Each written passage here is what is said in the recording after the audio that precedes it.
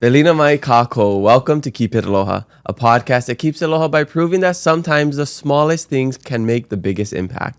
I'm your host Kamaka, and our guest today reminds us that just doing the small kind things in life can go a long way. But before we introduce him, I got to remind you about this week's giveaway. If you didn't already know, here on the Keep It Aloha podcast, we give away $500 or more in prizes every single week, all of 2026. For this week's giveaway, we teamed up with North Shore Marketplace.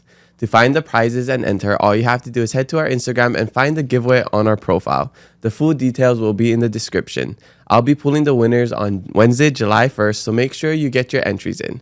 For an extra 10 entries, email nicole@keepitaloha.com the secret word/phrase, as well as your favorite pigeon phrase. Good luck and enjoy this episode. All right, let's introduce our guest. After 175 years, some people still think we're just a ranch. And we just farm all day. What they don't realize is we wear many hats. And that's just how we roll. You just might see some old friends. Or make some new ones.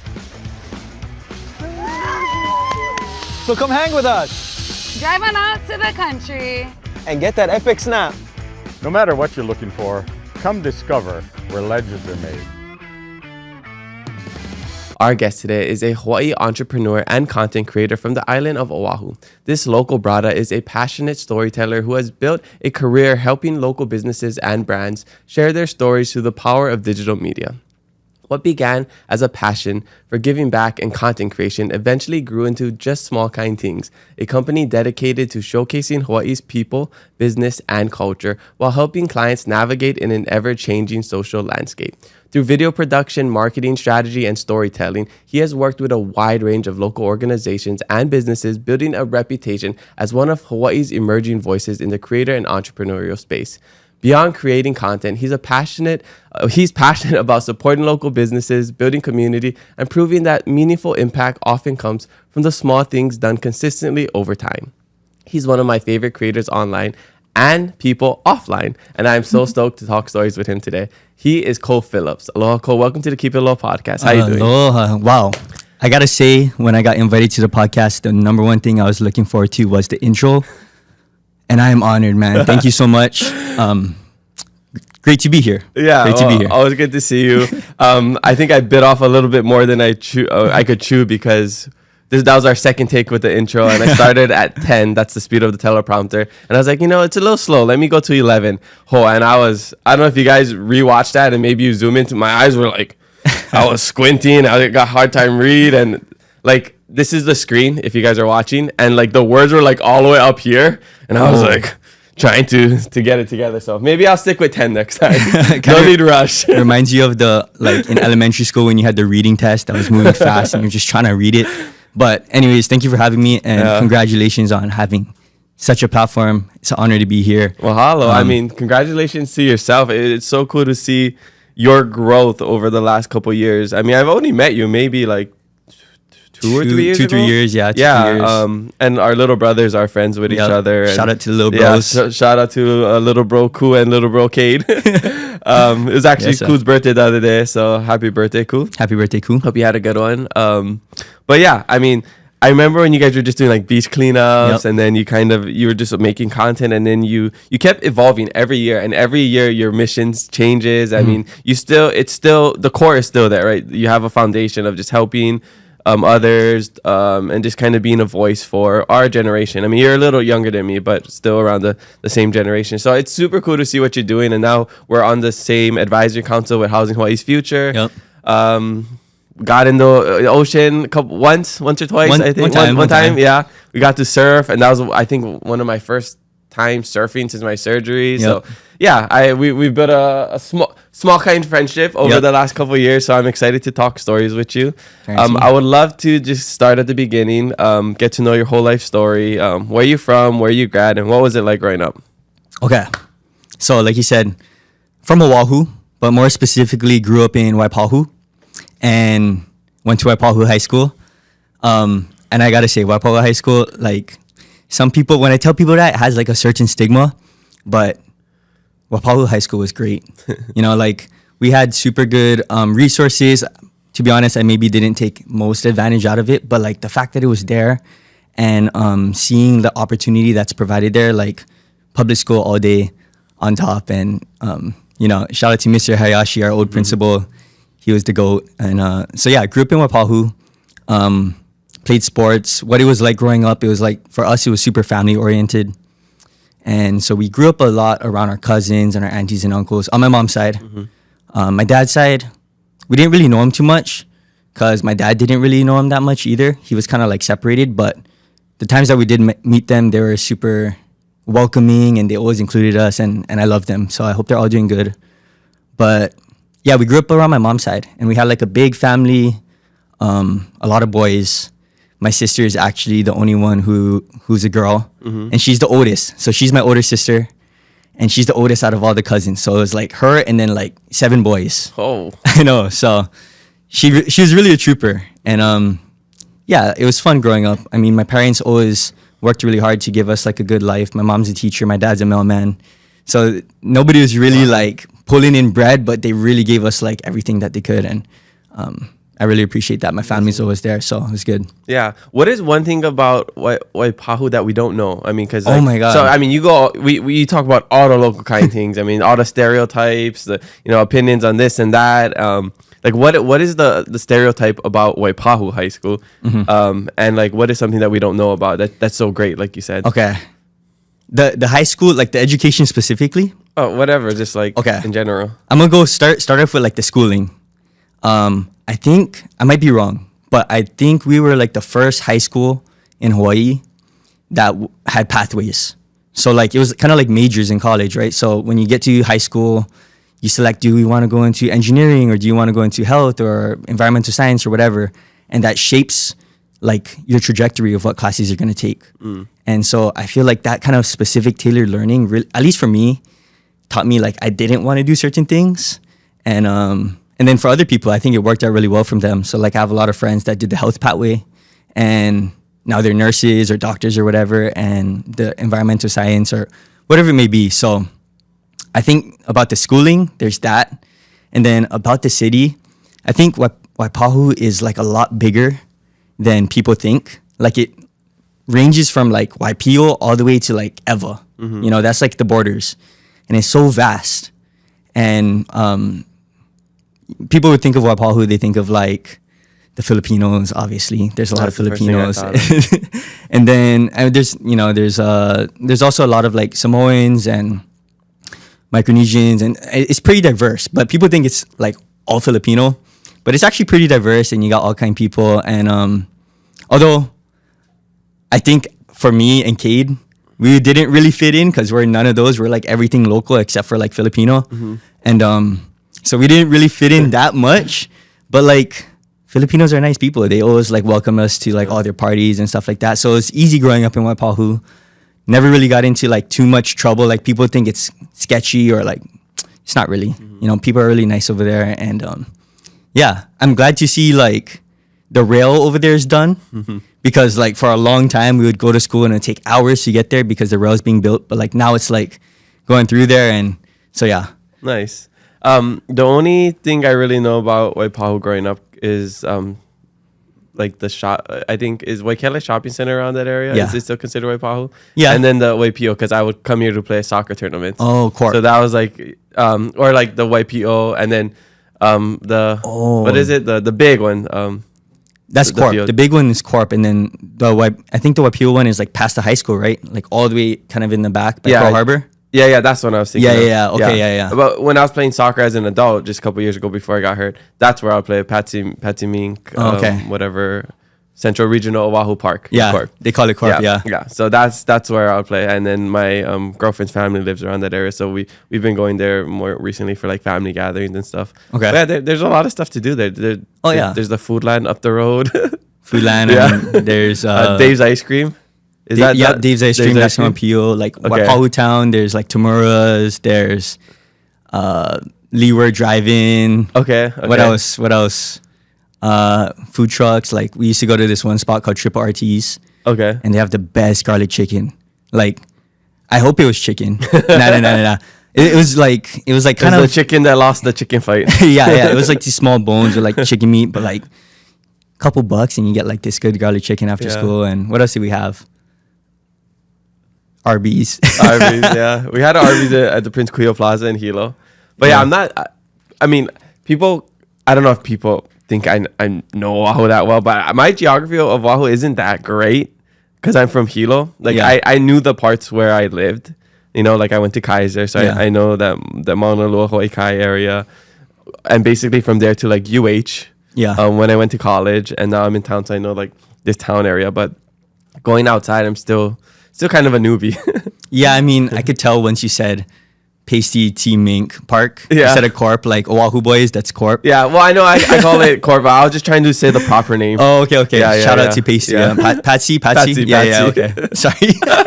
Pasty Mink. I can tell you're too local. Trying to figure it out. Still trying to figure out how to read. So Yeah.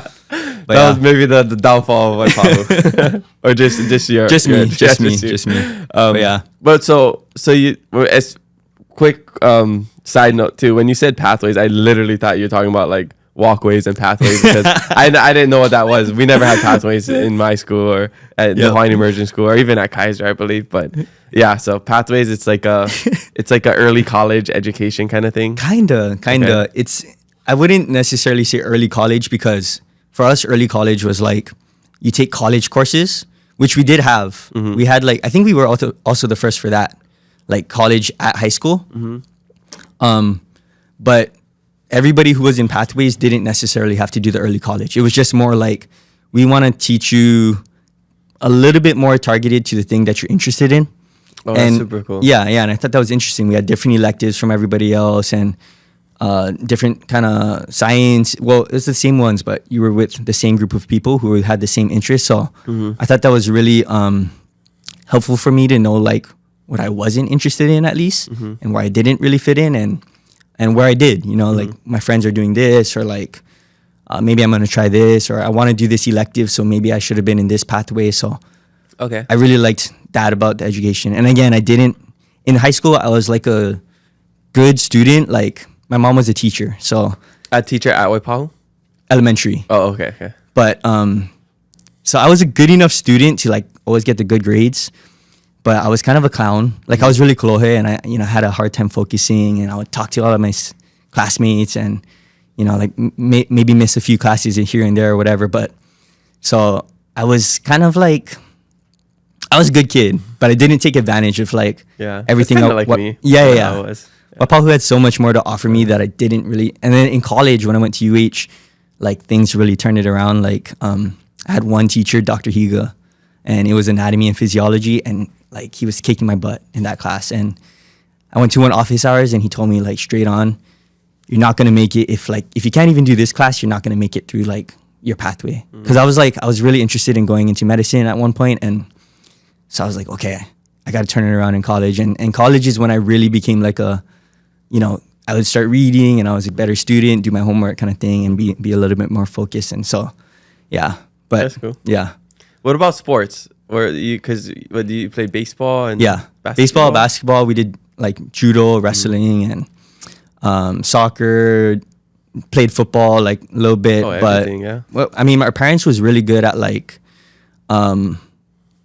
making sure that we're not one dimensional, especially in sports. And at the time it was like, oh, I really want to focus on this, like my teammates are getting better because I'm all over the place. And, it's kind of like a jack of all trades versus a master of none. But by the time I got to like upperclassmen high school, I noticed like I had a lot more strengths that benefited me in like a specific sport. So for example, like because I did wrestling, my legs and core was like a little bit stronger. Or like when we hit weight room for like junior varsity, like I had a little bit different strength from like the people who only did one sport. And then so by the time I got older, I really appreciated my parents putting me in like multiple sports. But nowadays it's nuts because like you see, I have younger cousins. So you see how invested like parents and kids are into like mastering this one sport. And so for me, I'm like, no, like I think my parents did it right. I think putting you in like all different kinds of sports really gives you like diversity of skills, Yeah, and this being in team sports as well, Yeah. helps with the team building, working For with sure. others, and especially just the other aspect of sports with failing, succeeding, losing, winning, and just the mindset I think is super important. Yeah, for sure. Everybody should have. Okay, so you graduated from Pahu, you went to UH. What years were you at UH? I was at UH from 2017 to 2022. Oh, okay. I was Yeah. gone. I graduated 2016, so. Oh, I okay. was gone So by right then. after. Yeah. Oh, so you guys had the good football seasons, and you, A little. I mean, because you had John Ursula was still there. Yeah. See, you were that like couple 4 to 5 years of just nothing, like no excitement at all. so we had COVID though, like my junior year. You had COVID, yeah. So, But like, you we had- Cole, the quarterback. Yeah. Was it Shager? No, wait. No, That's Shager was Braden, before. Shoot. Was like my time, but Cole McDonald. Yes, McDonald. Cole McDonald. That was Yeah, he was exciting. pretty good. It was He was pretty good. exciting. Yeah. Like you guys had some like good games. Yeah, he could throw Yeah. the ball. Yeah. Yeah. So we had 2 years, like freshman, sophomore year of like college was on. It was really fun going to like the games, and then junior year COVID hit, so sports wasn't really a big part of college anymore. I mean, it's UH; it's never really that big part of a college, even Until though now. even though they're turning it Yeah, around. let's go. Let's go Bows. But so yeah, I don't really associate too much of like the sports with like my core memories of college, even though like I was a fan. I would go to like all the basketball and baseball and football games that I could, and like party for the games and whatever. But yeah, so anyways, this is not a UH promo, but I do have to say, if you're a local kid and you're debating on going to college, just go UH. Get the scholarships. In-state tuition. In-state tuition, it's expensive, but like you can make it work. I always tell like everybody who's like applying to college or friends that are still in college, my dad made me one semester apply for like a ton of scholarships. Like he made me apply for like 50 scholarships. And then I only got like maybe 1 or 2, but then they're renewable. So like if you keep your GPA up, it like comes back the next semester and the next semester and the next nice. semester. That's cool. And then so every semester I would apply for 50 scholarships. I'd make a list of like what are the 50 I'm going to apply to. And then they just kind of added up over time, and by the end, like college was like super affordable, and I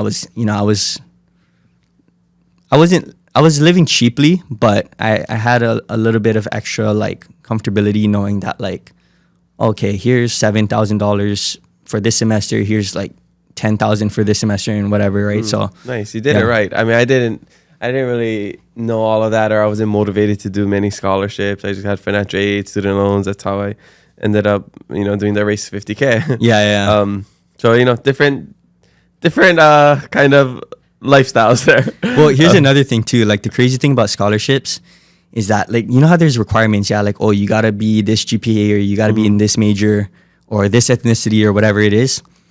But sometimes I would just apply to like ones that I didn't really qualify for, and then they would still give it to me because like nobody else applied. Oh yeah. There's yeah. nobody applying to these things, Yeah. and there's like just a list of thousands of them that nobody applies to. It's just Yeah, crazy. and if you're just any sort of ethnic, Yeah. there's so many scholarships Yeah, you can apply to. for sure. I never took advantage of that, and it wasn't until I got older, maybe a couple of years ago, maybe even I think about this, and I'm like, man, I was too lazy or unmotivated to take some time out of my day to work on these scholarships, research them, apply for them for like a couple $1,000s. But then I'm like working at the theaters for $775, and like how long will it take me to work how many hours of working at the theaters will it take to get a $2,000 scholarship? Exactly. Even a $1,000 scholarship. So I didn't have that mindset where I'm like, I should treat this as almost like a job where I'm like, okay, I need to, because I had decent grades, so I could qualify for Yeah. most. But I never thought of it like that. I was just like, it's so humbug. I don't like do them. The other crazy thing about the scholarships is like the essay prompts. There's only like 3 to 5 different prompts, and all the scholarships use the same 3 to 5. So you got to just write the essay one time and then find the other ones that use the same prompt and just boom, send it in. It's just like, Yeah. I mean, come on, guys. With Chat GPT and AI these days, I'm sure it's Yeah. so much easier. Yeah. I didn't have none of that. You had a little bit of that before you graduated, huh? maybe it was there, but it wasn't like widespread Okay. enough to know that So maybe like the early adopters, like the early adopters for sure. they yeah. benefited so much from that, huh? Yeah, because I feel like the AI boom kind of came around like maybe was it last year, like a little bit over a year ago. Yeah. So that was like 2023, so year after I graduated. Okay. So, but Yeah, college was a blur to me, and I didn't even drink or smoke or anything. I don't know what I was doing the first couple years. Yeah.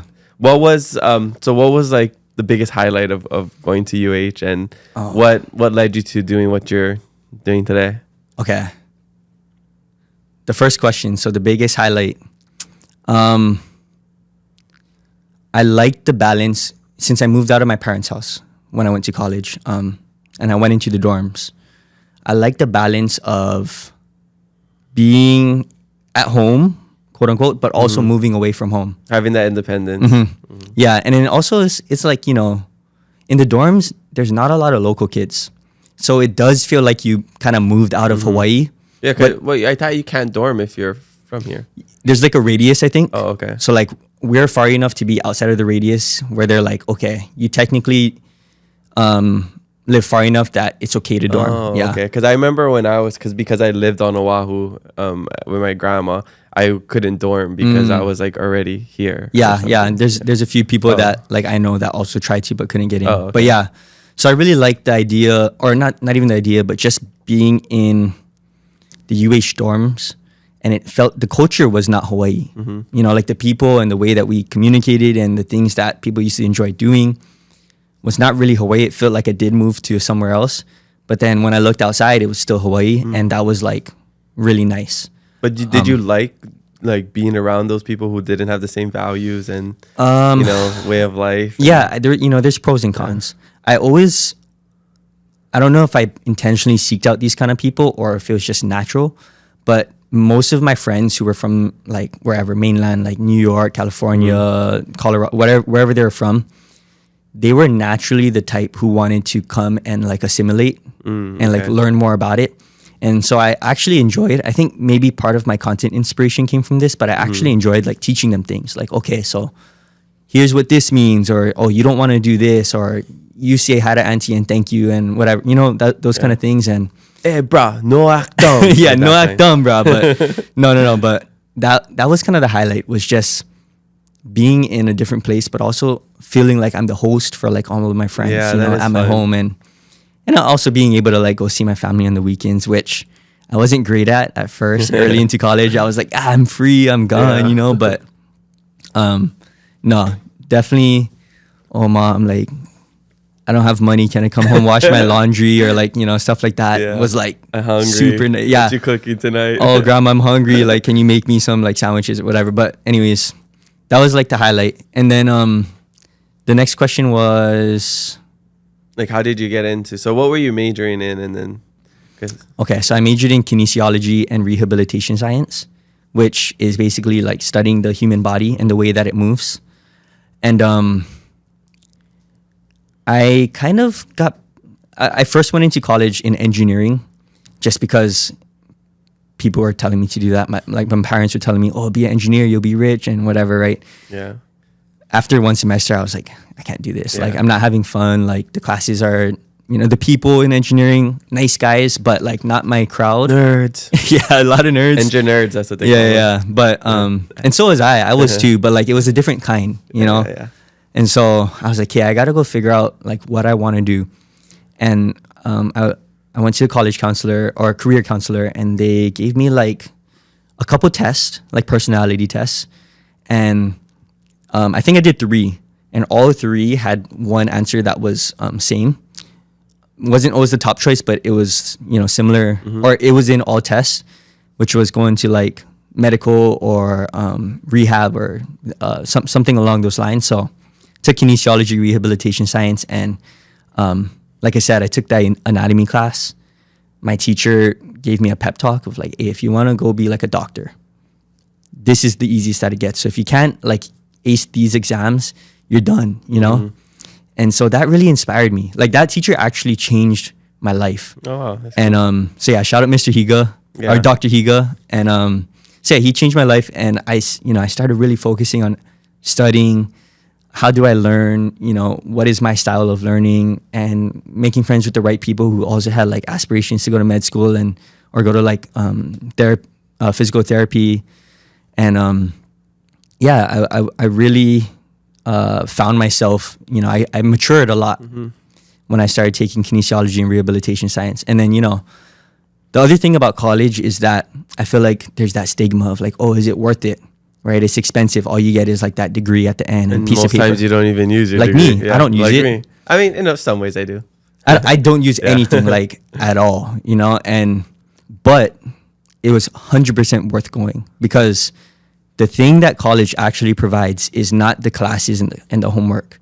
You're paying for like everything else, the access to getting these clubs, to go to these events, to like, do these networking, or like go to the gym or whatever, and building community. Exactly.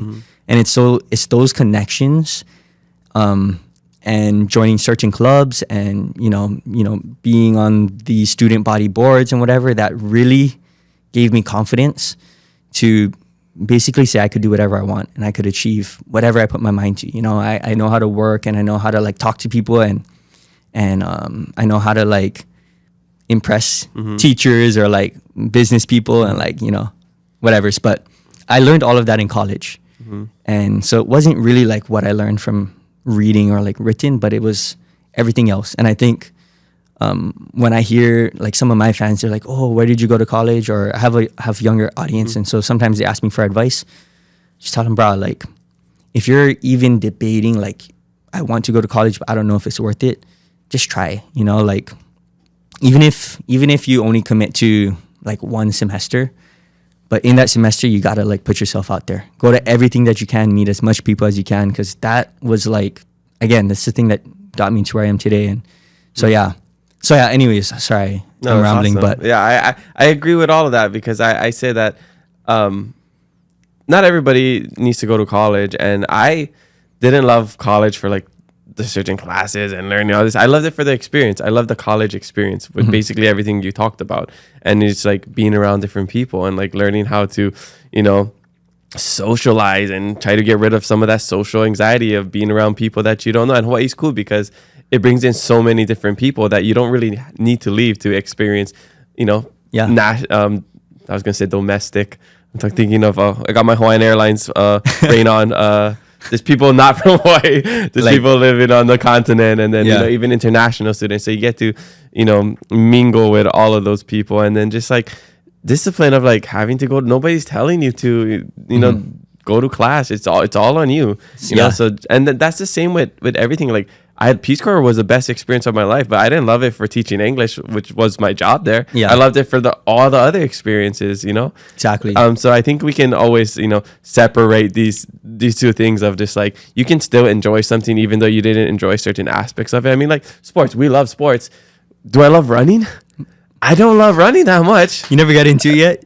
No, I mean, like, I love playing soccer. I love playing basketball. I love all the other aspects of it, but I don't love the conditioning. I don't love the running up and down all the time and like being tired and getting hurt. Like, but I love everything about it. I love the whole thing that it encompasses and what it teaches us. So I think we sometimes, we can still enjoy things and not enjoy it at the same time. Yeah, for sure. Let me just make a comment on the running thing though, because like it's kind of been a fad, right? Like the run clubs, and then you good.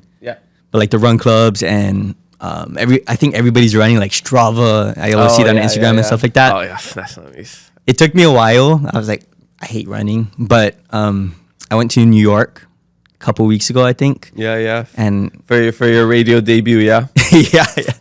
yeah, just too rapid. Yeah. But no. But I gained so much weight there that when I got back, I was like, bro, I have to run. I was eating good. Yeah. But I was like, bro, I have to run. After my first run, I was like, wow, this is kind of nice. So I don't know. I only run like 1 mile though. I'm not like I'm never going to do a marathon, but like 1-2 miles. Depends. I mean, I physically cannot run because of my knee. Oh, that's right. Yeah. So hopefully by the end of the year, I might be able to. But like I would run sometimes in college, but like just running, I never understood it. I mean, I went to cross country once in, might have been like sophomore, junior year in high school. And I'm in condition because I played soccer my whole life, so I can run. I mean, I ran a marathon without training, but it's just like I went to one practice, and I'm like, this, what's the point of this? Like, we're running for no reason. Like in soccer, we're running, there's a purpose, at least a different goal. Like the goal is to score, to defend, or whatever. Like running, like track you're running.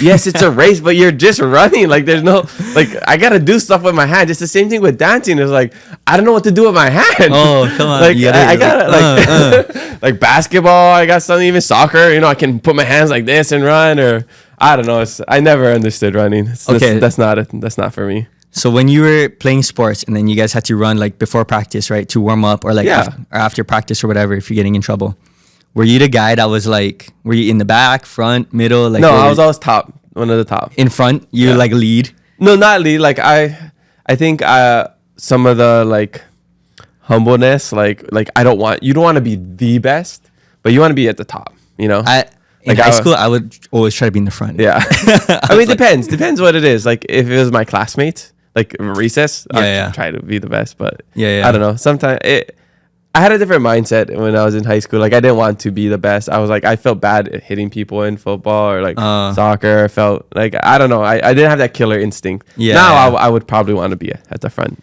Yeah, I think for me it was like a lot of things I was the same, like I would kind of shy away from like the physicalness of some things, but like for some reason running, I felt like I was just gliding, and I was like, let me just beat everybody, but I can't run like that anymore. I got too fat. But, well, when I heal up, we'll do the slipper challenge, and we'll do some of that running. So that's running with a purpose. Yeah. Right there. But that one you have to run. You gotta run. I don't like a hit. And my brother, Cade, he can swing. He has a good left hook. So. Well, no, we were at Dave and Buster's a couple weeks ago, and he came with Ku. Oh, yeah. And then they were playing that baseball game, the one you throw at that target. Yeah. Oh, and he was whipping it. Yeah. Yeah. He can't throw as fast as me. But yeah. I still give him you weren't props. there, so I don't know. You got to prove it next time. Yeah. We actually have, last week's giveaway was Dave and Buster's, so hopefully somebody's enjoying those gift cards. Right. So you did kinesiology. Mm-hmm. You eventually graduated, and then what was life after you graduated? So I graduated. Wow. And I haven't really. There's some people in my even my close people and my family don't really know like the full extent of like how the transition happened from like being so focused on going to some medicine or like study research. I wanted to do like research of the brain and strokes and whatever. Because you were doing personal training, right? That was after. Okay. So I'll get into that. Okay. But so initially I was in kinesiology, right? And looking into like, okay, I got to do the MCAT. These are the things I got to apply for. And so I'm kind of like, at this point, I'm kind of like totaling it up. And the thing came out to like almost 300 grand, like over the years, right? Including rent, school rent, like food, because you can't work really. And so I was like, okay, I got to take this big of a loan. At the time, my last couple years of college, I also started investing, like taking money that I was like working and like I used to only invest like so little bit, like $5 or like $20 like at a time. And sometimes it was like even just $1. And I was really stupid. I didn't know what I was doing investing, but I put all of my money into Tesla, like over like that year. Well, that's a good thing, right? It ended up being, so that's the thing. It ended up like doing pretty good. And so at this moment I was like, okay, so I got to sell all of my stocks to go to school, or do I keep it in there and take a gap year and try to figure out what else I want to do? And I kept leaning towards like keep investing because I seen the growth happen, and I was like, okay, I don't want to like lose all my money now, And also like now that I have a degree, like let me go try work or whatever and see what I can do. So I went to a post-grad counselor at UH. Again, another UH resource that students don't even take advantage of. I didn't even know that. Yeah. And I told her my situation. I was like, hey, like I worked so hard to go to school and, become a doctor. But there's this little thing that's kind of like nudging me to maybe bet on myself and like try to make it. Because a lot of my classmates, they wanted to become doctors because they wanted to like save the world and help people. And I enjoy doing that work, but doing all my clinicals and my volunteering, I learned I didn't love it like they did. You know, they loved helping people. For me, like it was fulfilling, but I think I wanted to go because like my parents wanted me to, and the money that, you know, if you go be a doctor, you're gonna make a lot of money. After you pay off your $500,000 student loans. Exactly. So I was like, okay, let me balance this because now I'm seeing like I can make money other places. So I talked to my post-grad counselor and she just asked me, what would you do? And I was like, I don't know. And then she asked me, what do you like doing? What are your hobbies? And at the time, me and one of my best friends, he moved away already. He kind of left before graduation, but we used to like going and, getting some money together and going around and feeding the homeless. And so she kind of picked that out of me somehow. And then she was like, well, if you want to like learn about business, because I told her I wanted to maybe learn about business. I was interested in that. And you're already like doing community work. Maybe you should try start a nonprofit. And I was like, oh, that sounds like a good idea. At the time too, my senior year of college, I was like student body vice president of kinesiology. And so I already was like learning some skills of how to like build organization. And I was like, okay, I'm going to take a gap year. I'm going to try to build a nonprofit and just learn about business. I know nonprofit is not the end goal, but she told me like, if you don't have a business idea, but you want to learn finance, marketing, accounting, basic stuff like that, and you care about community work, just start the nonprofit and you'll learn a lot. So that's what I did. That's where Just Small Kind Things really started. It was a nonprofit, like official nonprofit. And the goal of Just Small Kind Things was, how do we do the small, like you said, doing the small kind things that can make a big difference? And then the bigger part of it was like, how do we broadcast it to show other people, specifically the UH students who are moving from the mainland, how to like assimilate into culture and community, right? So every week we'd do every month we'd have 4 events on Sundays. So first week would always be beach cleanup. Second week would go to like a local business and promote them on our page. Third week would go feed the homeless. And then fourth week would just make videos about local culture. And it was going really well. Like social media was growing. And I was like, I'm not going to go back to school. You know, like I'm going to just try this. And a lot of my family, like my grandma and my mom was like, bro, you're crazy. Like, are you sure? You know? Well, you weren't making money off of social media. I wasn't making money at this point. I was still working. And so I was still working in like clinics and hospitals because I still wanted to hold on to like maybe going to med school. So let me like get this experience. And so yeah, I was like, no, I'm gonna go try do this. Again, not the nonprofit. Like I can't see myself doing it, but I'm getting momentum somewhere, and I'm building something that I want to keep investing into. And so we did that for about 2 years, and then everybody kind of started graduating. We had like a private community, like a group chat, and here's where the event's gonna be, come help out or whatever. And people from Instagram would ask if they could join, so we would bring them in. So yeah, after 2 years, I think we all kind of like graduated, started working, doing our own things, and kind of decided like, okay, let's kind of end this thing, especially because it was causing a lot of burnout for like not just myself, but a lot of the people who were helping me, my friends. And they were just all volunteering. They were just volunteering. They just wanted to support me, and they also like doing it. But really, like I had a great support system of friends. You know, like I'm gonna shout out all their names by the end of this, but so yeah, they were just kind of getting burnt out, and I could feel it. So I was like, okay, you know what? We'll just end it. That was a really good run. I learned a lot. Like, thank you. We threw like banquet and just, you know. But then me and my brother was talking. I was like, you know what? But I still want to like keep building the social media, because I learned through that nonprofit, I learned the power of social media, right? Like we funded that whole operation over the 2 years. Nobody really made any money. Like we didn't make any money. It all just went right back into like, if you donated $100, we're going to buy more sandwiches, right? Or if you donated whatever, we're going to buy stuff for the beach cleanup.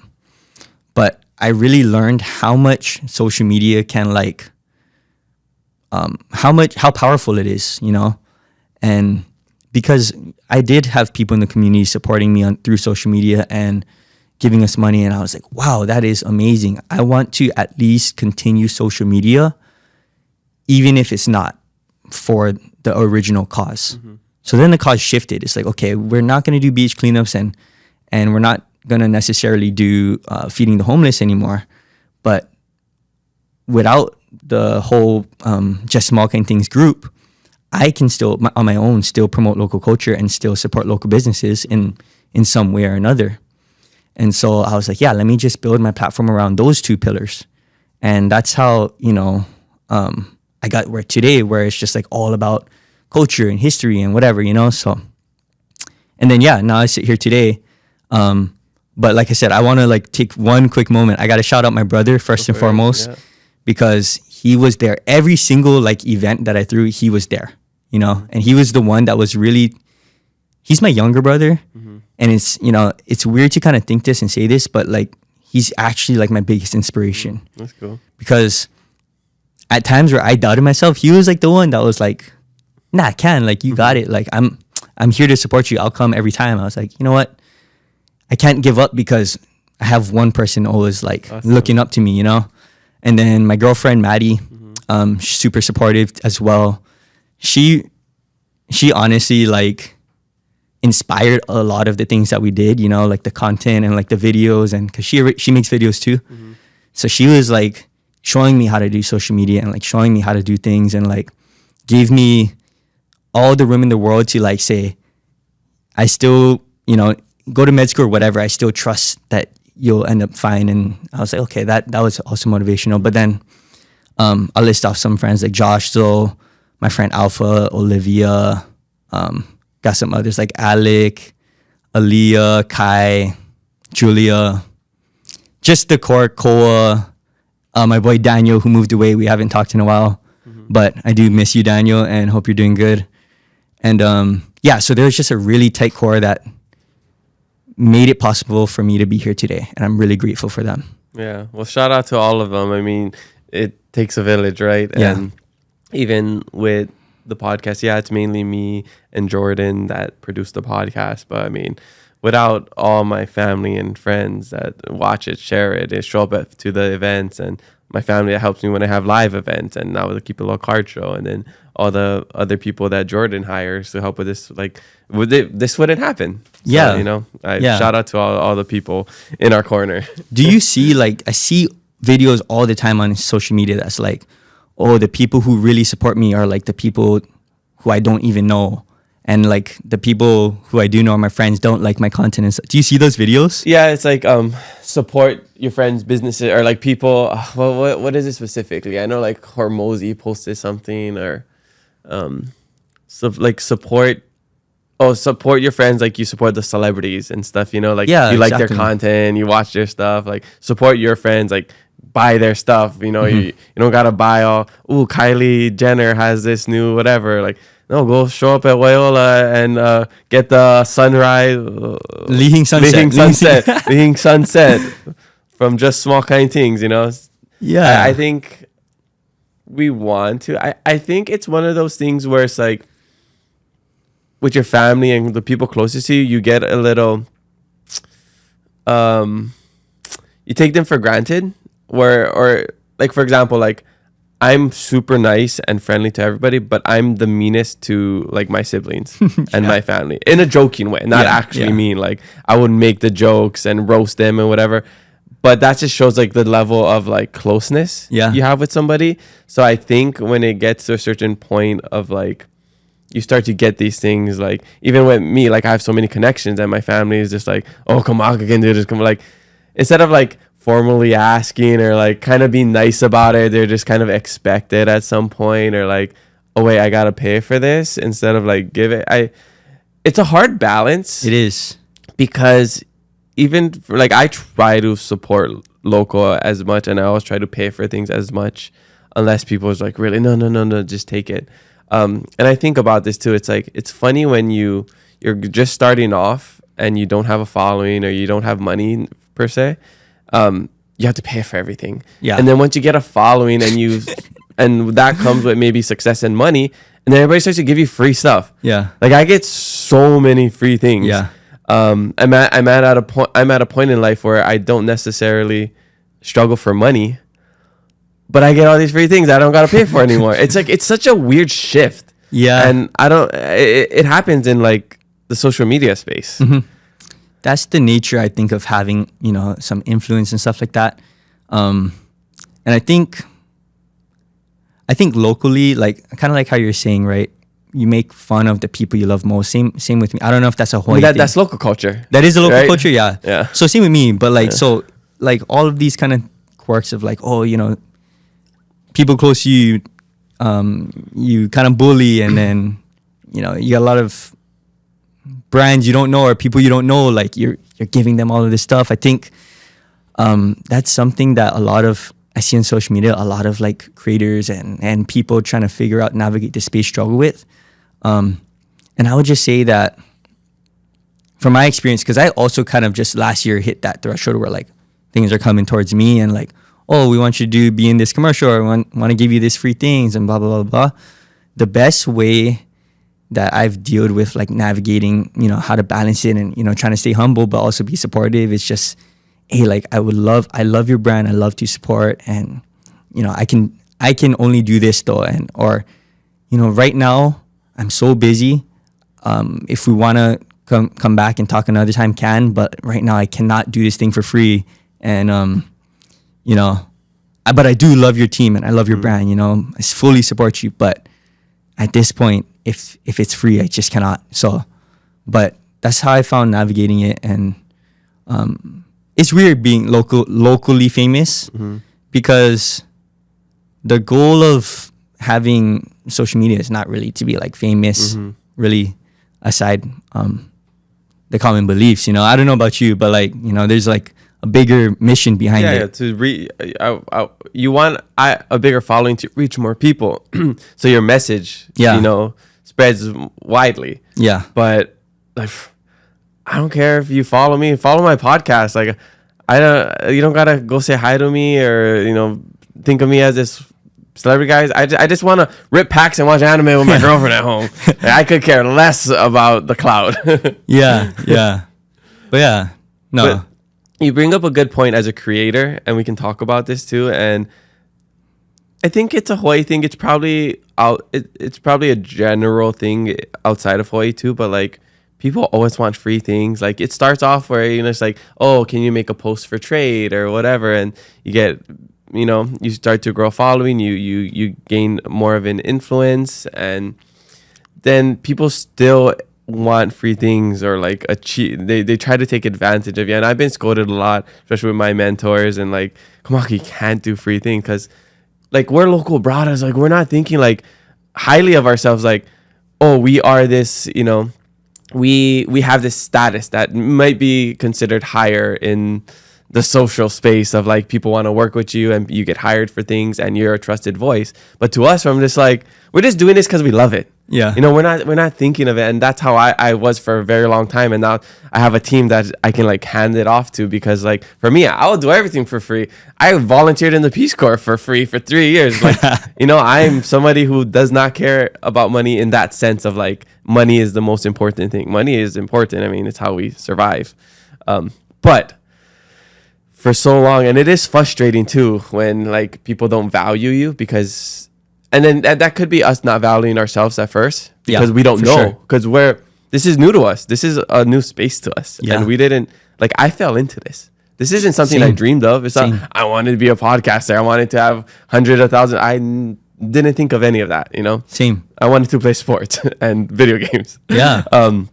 But then, yeah, it is hard and awkward in the beginning stages of trying to be like, I can't do this because you need to pay me. And like, okay, this is my budget. This is too low for me. It's like, it's such a weird thing to be like, you can't afford me. We don't know how to say no. Yeah. That's the other thing about Hawaii. But I think that's why we need a team. When you get to sell, you need a team. You need people to take that off of you. Yeah. Talent is one thing, and then just like management is another. You don't have to have management, but talent can't be doing all of it. I mean, some people do, and I've tried for a long time. It's it doesn't work. It's Yeah. too it's not me. I don't like sales. I don't like talking about money. So it's like, Hand it off if yeah, can. you hand it off if you can. Yeah, yeah. Even Well- if it's to like your mom or like your brother or anyone, you know. Yeah.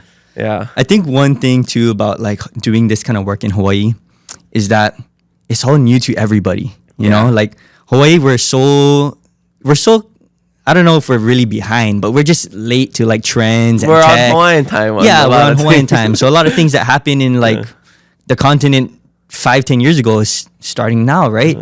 So, and that's why props to you for like, you know, building this platform and then kind of leading the way in like Hawaii podcasting, because I think the businesses or like the people who asking for handouts and stuff like that, they just don't understand or know better how much work is going into like these videos I got to produce, or like how much work you have to do to just come and build these podcasts. And like, you know, even setting up this studio probably took a week of your time, right? So I don't know if they're not trying to like be takers. I just think we're still as a whole trying to figure out the value of how do we work together that can benefit each other. And you know, the other thing too is like nowadays I keep getting offers from like, you know, these companies in the mainland, like, oh, we're trying to hit a Hawaii market. That's always their thing. Like, oh, we're trying to come into the Hawaii market, or we want a Hawaii association with our thing. And that's fine and all. I mean, I'm not totally against working with them or anything like that. But what I do notice is that when I talk to those guys and when I talk to the local companies, the gap of like knowledge or how they're supposed to work with me or what it's worth is huge. So like, that's why for me, like my whole mission of my business is to accelerate the transition to modern marketing in Hawaii. You know, how can we close that gap? Because the way I see it is like, down the line, if we can't catch up, if these like traditional brands that we all love can't catch up, like they're gonna be bought, you know, like influence is gonna shift to social media, and social media is gonna shift towards the money. And if the local companies cannot make that change, like, bruh, it's gonna be brutal, you know? Yeah. I mean, it's one of the issues I've had over the last couple of years with sponsorships is that one, they just want everything for free. Like, you know, product or ad, like they just want like can like trade or whatever. Yeah. And then just trying to get them to value. I mean, like I think we're super close. We're working with a huge brand in Hawaii, this like organization in Hawaii. Hopefully, but by this week we'll close the deal and we can announce it in the next episode. But just like I've had so many meetings over the last couple of years, and like I just don't think like people see the value of digital marketing and like social media and podcasting specifically, because it's like you said, we're a little behind on, you know, all the biggest brands. They're advertising through podcasting and social media and influencer marketing. Like there's some people still doing print, radio, you know, television, and you know, I guess is decent. Commercials and like guys, like social media, everybody's on social media. Yeah. Like millions of views on social media. It's just, I think like all the biggest deals we've had, like our past title sponsor, it was a younger worker like fighting for us to the older higher ups, right? Yeah.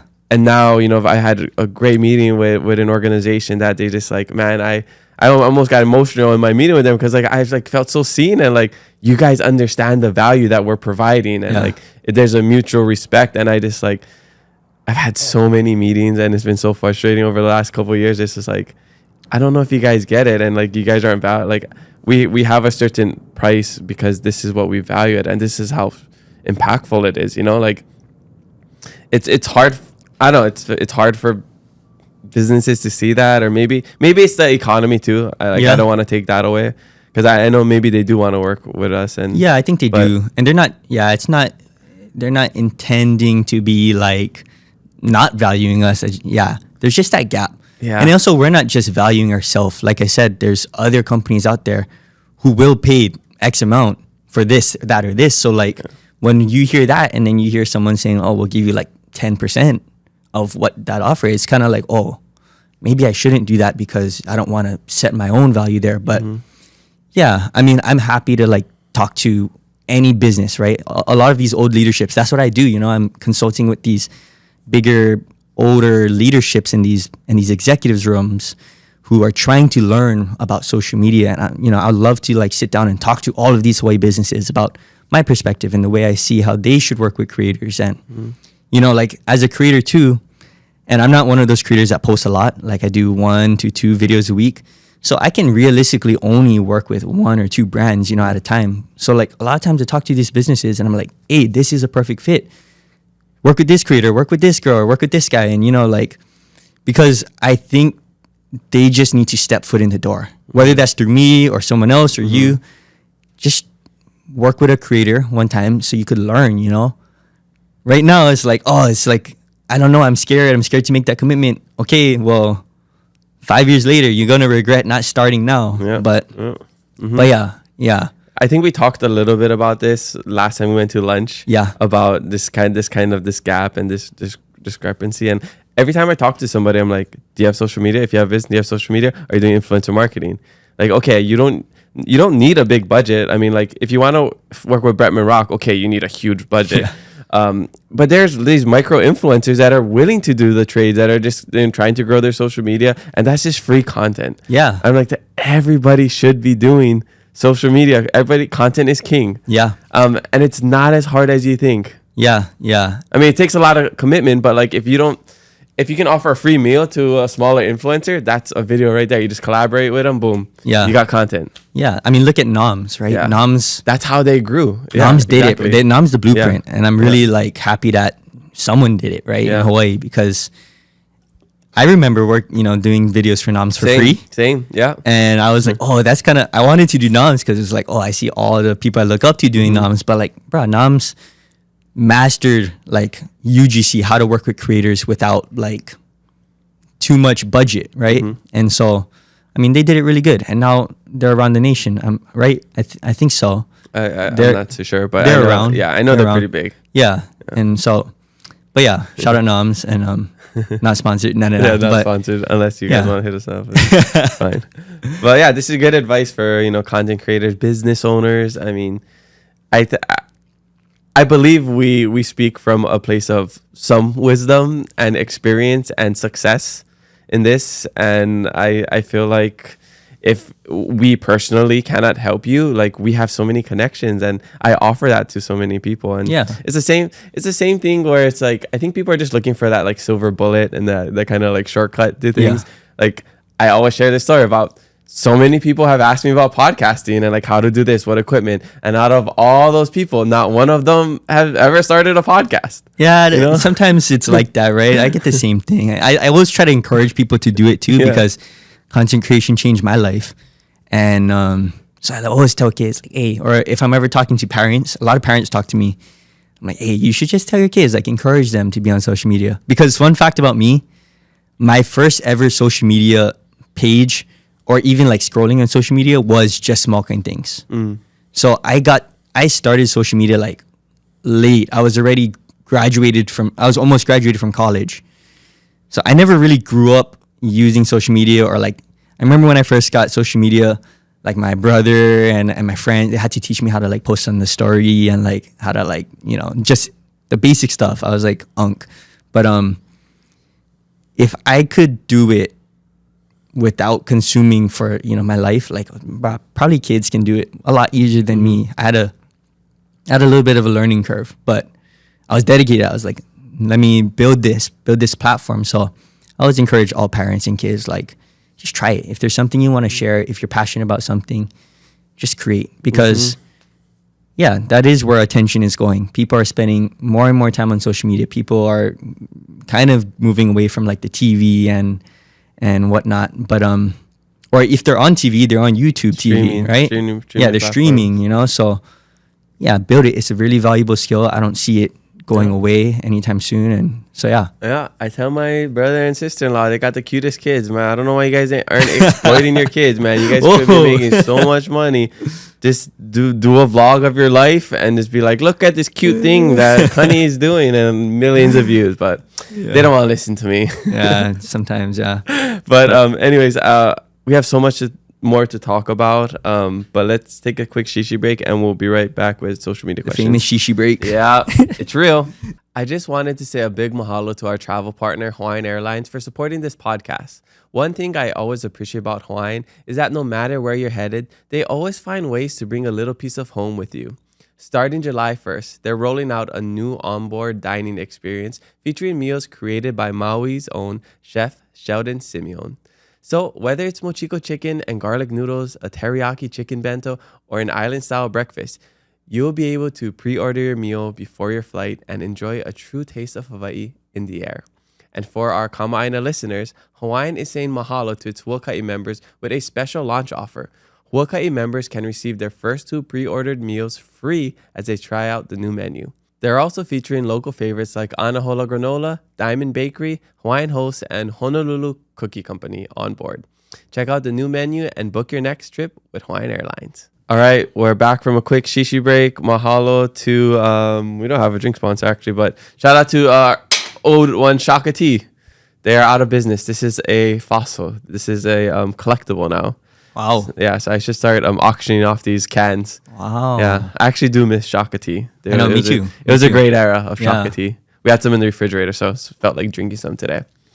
Anyways, we'll get into the social media questions. But before we do that, every episode we have a giveaway, and I ask my guests for a secret word or phrase that you can share with the audience so that they can get an extra 10 entries. They don't know when in the episode it's going to be, so surprise. Okay. So should I give the word now? Yeah, whatever you think it Okay. should be. Probably should go to Hamajang. Hamajang. Hamajang. That's a good one. Sound it out. Hamajang. You know, we don't dock on spelling. So do you add the H or you don't add the H? I add the H. Yeah, so HAMMAHJANG. Yep. So Yep. you can add the H, not add the H, as long as we can read it and it says Hamajang. You get 10 entries into our giveaway with North Shore Marketplace. And also send your favorite pigeon word. So Hamajang, and then my favorite pigeon word is whatever. Also or a phrase. Hamajang. Yeah, also Hamajang. If that's what it is, Hamajang, that's fine. I have a question though. Okay. Since we're not docking on spelling, but is there any version of the spelling that we're not accepting? Like what if they go Okay. like JENG or something like wild? If you go GANG, gang, like, okay, that doesn't count. Or like Hamme, like maybe E, you add an E in there. or hammer. Hammer. Oh, 100%, that doesn't count. We're not taking it. Hammer. That's just English. That's just pure English. So hammer. Gotta be hammer. Hammer. Like, you're a hammer, not you're a hammer. Like, that does not sound cool. Yeah, use one hammer. Okay. All right, so email Nicole, NICOLE at keepitaloha.com. I don't know if there's any other way to spell Nicole, but people ask me, how do you spell it, Nicole? I mean, I honestly don't know another way to spell Nicole. Never heard of it. So I'm sorry if I didn't spell it out or give you guys, the proper spelling, but just general spelling of Nicole, NICOLE at keepitaloha.com. It might be some of those people that don't watch it and they're just trying to like Enter. get the entries. Yeah. So anyways, okay, let's get into the social media fan questions. First one comes from past podcast guest Kiana Kayabyab. This person says, I see Cole everywhere now. Super stoked for him and how far he's come. Thank Is this you. a shout out? I appreciate that. Always nice to see you around too. Yeah. Have you worked I with Kiana on anything? I haven't worked with her on anything. Okay. I just seen that she was weighing out fish in Big Island for Yeah, Tokunaga. on a which is- paw. Yep. So that was pretty nuts. And yeah, congratulations on all of her stuff too. I know she left Star Eye. Yeah. So now she's like solo. Yeah. She's solo. She does a lot of stuff with Longs, drugs. Yeah. Like, yeah. We see Yeah. all of that stuff. Yep. Always nice to see. Yeah. Always rooting Everybody. for you, Kiana. Yep. Yeah. All right. And next one comes from hopefully a future podcast guest, keeping.it.rel. This person says, how's it, Rel? I'm excited it? to meet you one day. We've been trying to schedule a podcast for so long, but she lives on Maui. So it'll eventually happen. She says, what's your favorite Hawaiian/local food to eat or to make? Ooh. Okay. So the obvious answer is local moco. Okay. Well, first let me just clarify. To make, you can't really ask me to make much. I can make like steak or like stir fry maybe, but to eat local moko, Hawaiian, I love lau lau, chicken long rice. I like it all. Lomi salmon, I'm not too big of a fan of, but I just started liking tomatoes like last year, so maybe I should try again.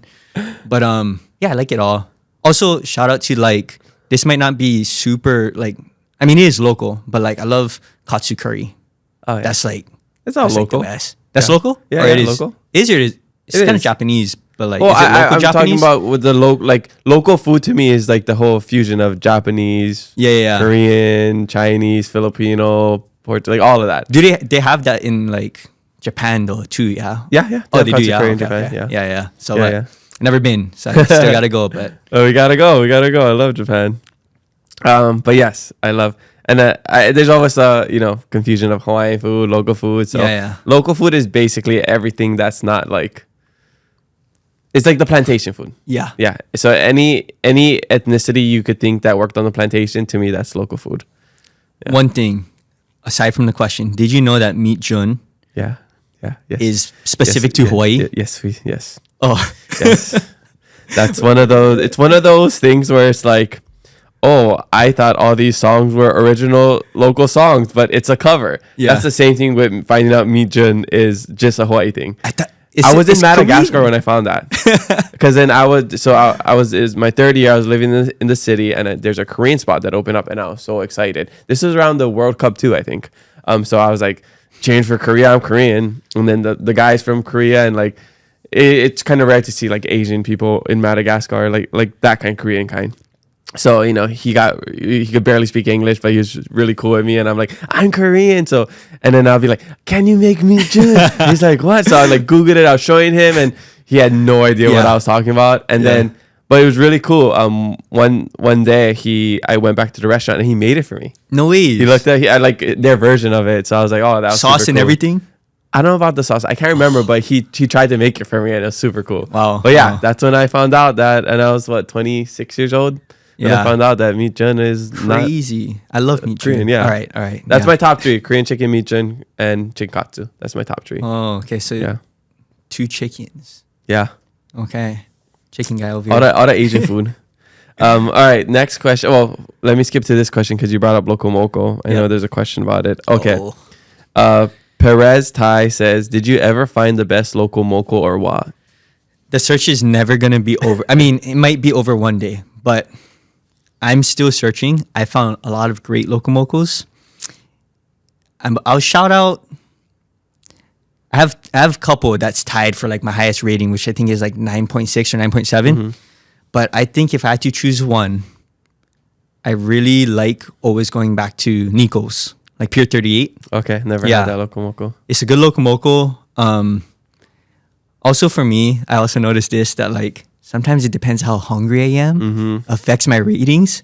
So sometimes like, oh, that was such a good one, and then I'll go back and it's like, it's all right. It wasn't like that good. So like, Uh-huh. but Nico's is one of those where like I could be hungry, I could be not so hungry, and I always love it. So I'm gonna shout them out. Okay, Yeah. cool. Yeah. That's a real thing. I mean, recently we went to this new place in Kaimuki called Maruju, I think.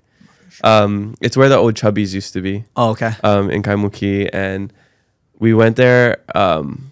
We didn't eat all day basically, and we went there with Fate's friends, and it was so good. I was like, oh, this is a 10. Then I was like, okay, that's hunger talking. Maybe 8.5. Yeah. But right now it feels like a 10. Yeah. So I gotta go back and try when I'm like kind of more neutral. Yeah. Because when you're hungry, man, anything tastes good. Yeah. I'm not. Yeah. It was really good, and it's a cool environment, cool ambiance. But hunger is a real indicator of For sure. Yeah, For sure. it adds like 2 points to anything. Yeah, for Yeah. sure. Also, I gotta shout out Big Island because I've been going Big Island more like Yeah. Hilo. Okay. And bruh, Big Island food. Oh my god. What's the best? The best. Well, I didn't try all the ones I wanted to try Wait, there. you in Hilo, right? In Hilo, Yeah, Hilo. okay, Yeah, okay. yeah. I don't even know if there's food in Kona because one time I went Kona, I posted on my story, "Where's the locomocos over here?" And everybody replied like, "There's no good locomocos there." But I was like, okay. Yeah, there's either super touristy places or like the super hole in the wall mom and pop shop. Yeah, like yeah. that one in Kona, I can't think of it. I don't know. You guys, if you know which one I'm talking about, the really old, like 100-year-old one, the Japanese Okay. restaurant. I don't know. I can't think of the name. I but guess I gotta go there because when I'm Yeah. in Kona, I'm like at the the resort, the touristy thing. Yeah, So there's exactly. nothing, and Yeah. we're golfing and whatever. But Yeah. yeah. Okay, so Wait, Hilo. do you golf? I mean, I golf, but I'm not a golfer. Oh, okay. We gotta Like, golf one day. I'm. We I'm not. can. I've only been a couple times. Okay, so, then yeah, I'm we down. got- Yeah, we gotta I, go. just no slow. I always tell people I'll go, but I'll slow you down. That's you know, fine, like yeah, okay. yeah. But I don't even have my own club. I use my girlfriend's. I clubs, but- borrow people. Okay, yeah. perfect. Yeah. So you'd be a good golfing partner then. We Totally, could learn yeah. together. Yeah. But Hilo, okay. Yeah. What's the top foods in Hilo? Oh my god. I can obviously- tell you mine, but okay. I want to hear yours first. The ones that I really loved, and again, my Hilo 2 goal list is still big, but obviously Cafe 100, right? I liked that they had so much diversity of all local mochos, and I got like 3 different ones. All of them were pretty good. Didn't make a video for them yet because I'm trying to figure out which one I want to do.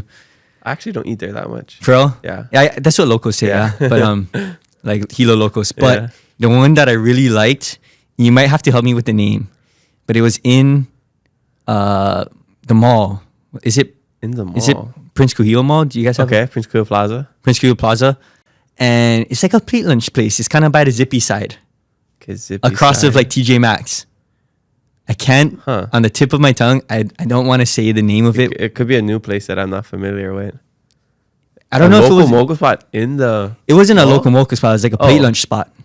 But they had they had everything, musubis and whatever. And so when I was there for Mary Monarch, I got the local mocha there probably like 3 times in like the week that I was don't there. know So what place? It was on the Zippy side.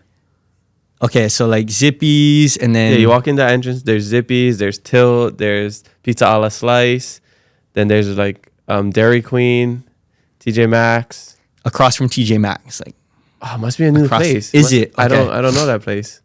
I think I know what you're talking about. I think there's a new place where McDonald's it? used to be, oh, it used to be and McDonald's. then there's the other side, other entrance of Tilt. So it's between. Yes. That. Okay, I don't know that place. yes. I don't think I've eaten there yet. It's kind of it feels like L&L vibe, Okay. but then Hilo portions are just Yeah, like, yeah. I different. think I remember seeing it now, but I don't think I've been there. It's a newer Okay. place. Okay. Yeah. But that one was really Okay, good. I gotta That was try that. Yeah. I think I might know the name on my tongue, but also I'm feeling like I'm confusing it with another restaurant. So I'm not going to say the name because I don't want to say the other restaurant. But find it. So find the map, Okay. Prince Kuo Yeah, Plaza, yeah. Do the geo thing that Yeah, you do. yeah. There you go. There you go. We could, Have you edit it in. eaten Kula Shave Ice? No, ice shave? Kula Shave Ice? Wait, so you call it shave ice? Thank you. No. We say Hilo says ice Yeah, shave. yeah. I see what you're doing. Yeah. Respect. I think I'll just correct you in the name. Was that It's by the farmers market in Hilo. okay? No. Yeah. No, I didn't try But that one. I think they started from Kona. That's why they call it Shave Ice. Oh, okay. But okay. Kula Shave Ice is the best shave ice I've ever had in the planet ever. Really? I love Viola, but Kula Shave Ice. They have a little pop up on the North Shore, but Okay. they have one in Hilo. It's the best. Like the consistency of the shave ice. They do like a reverse osmosis water. So we did a video with them on Hawaii Verse a long time ago, but that's like the best shave ice we'll ever have. They have this like haupia cream on top that they do. But I don't know. Kula Shave Ice can dominate the Hilo one, and then Loyola could be like the town Oahu. one. Oahu, So let's keep them separate. Okay, guaranteed. 'Cause Loyola's guaranteed. awesome too. Yeah. But Kula, I think, is the best. Okay, gotta try next time I go. My friends love Koji, Loco Moco. Koji, Koji's. I went Koji. Koji was good too. Okay. I will say, when I went Koji, and I loved it, but I'm a gravy guy, and I wish they gave a little more gravy. Yeah, I actually haven't eaten it that much. Okay. That's more that I think the best food in Hilo, you have to get it in the morning at Kawamoto's. Yeah. Oh my god. I think that would be the top one easily. The nori chicken, Dude. Korean chicken, musubis, like all the other stuff you can add. I think hands down that's the best. I And that's love why that they sell place. out by like 9 o'clock every day.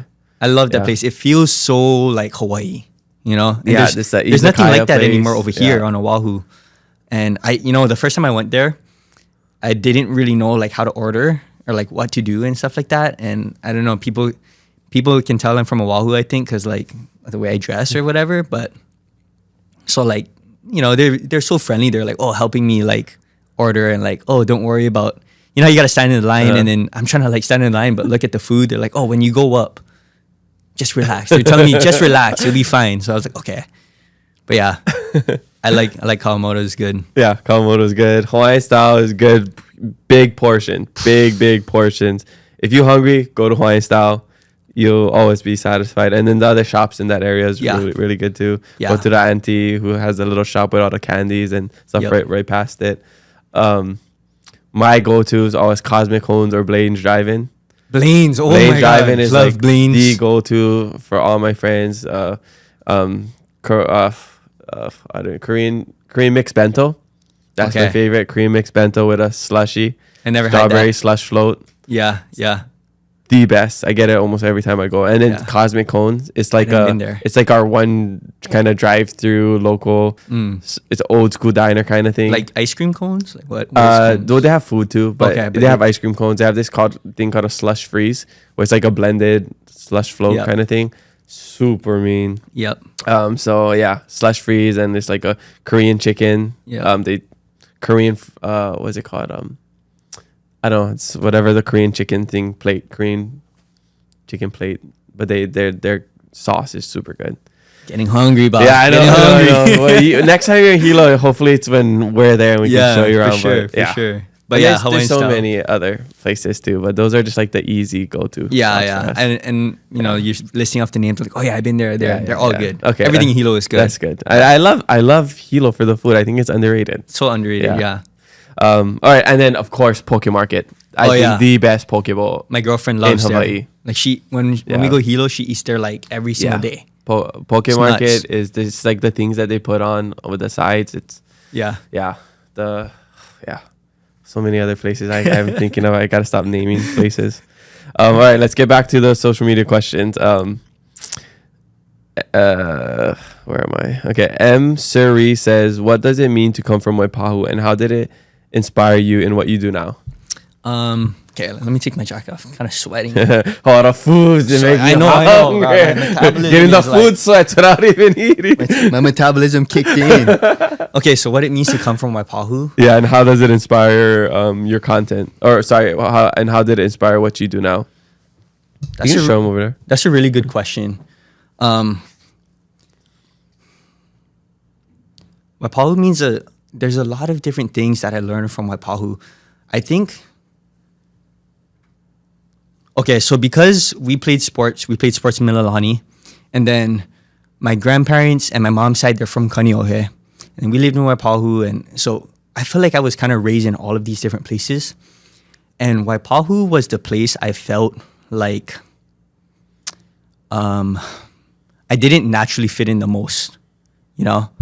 I think because a lot of my peers, they were like first gen or second gen, and you know, I wasn't the same ethnicity as them, or I didn't speak their language, didn't know their foods as well, and so, but at the same time, like I said, I wasn't like bullied or anything, you know, it was fine. I wasn't like an outcast. I just, growing up, I didn't feel like, oh, you know, like I gotta try to fit in or like force myself to fit in, especially when I was younger, like elementary, middle school, early high school. Later high school is like super fine, you know, but so I think the biggest thing I took away from that experience was how to,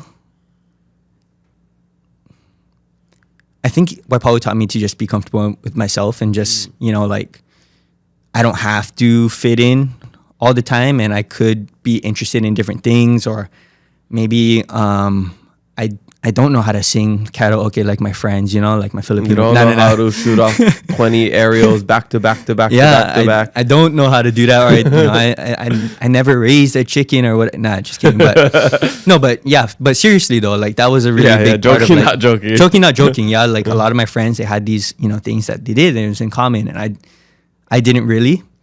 But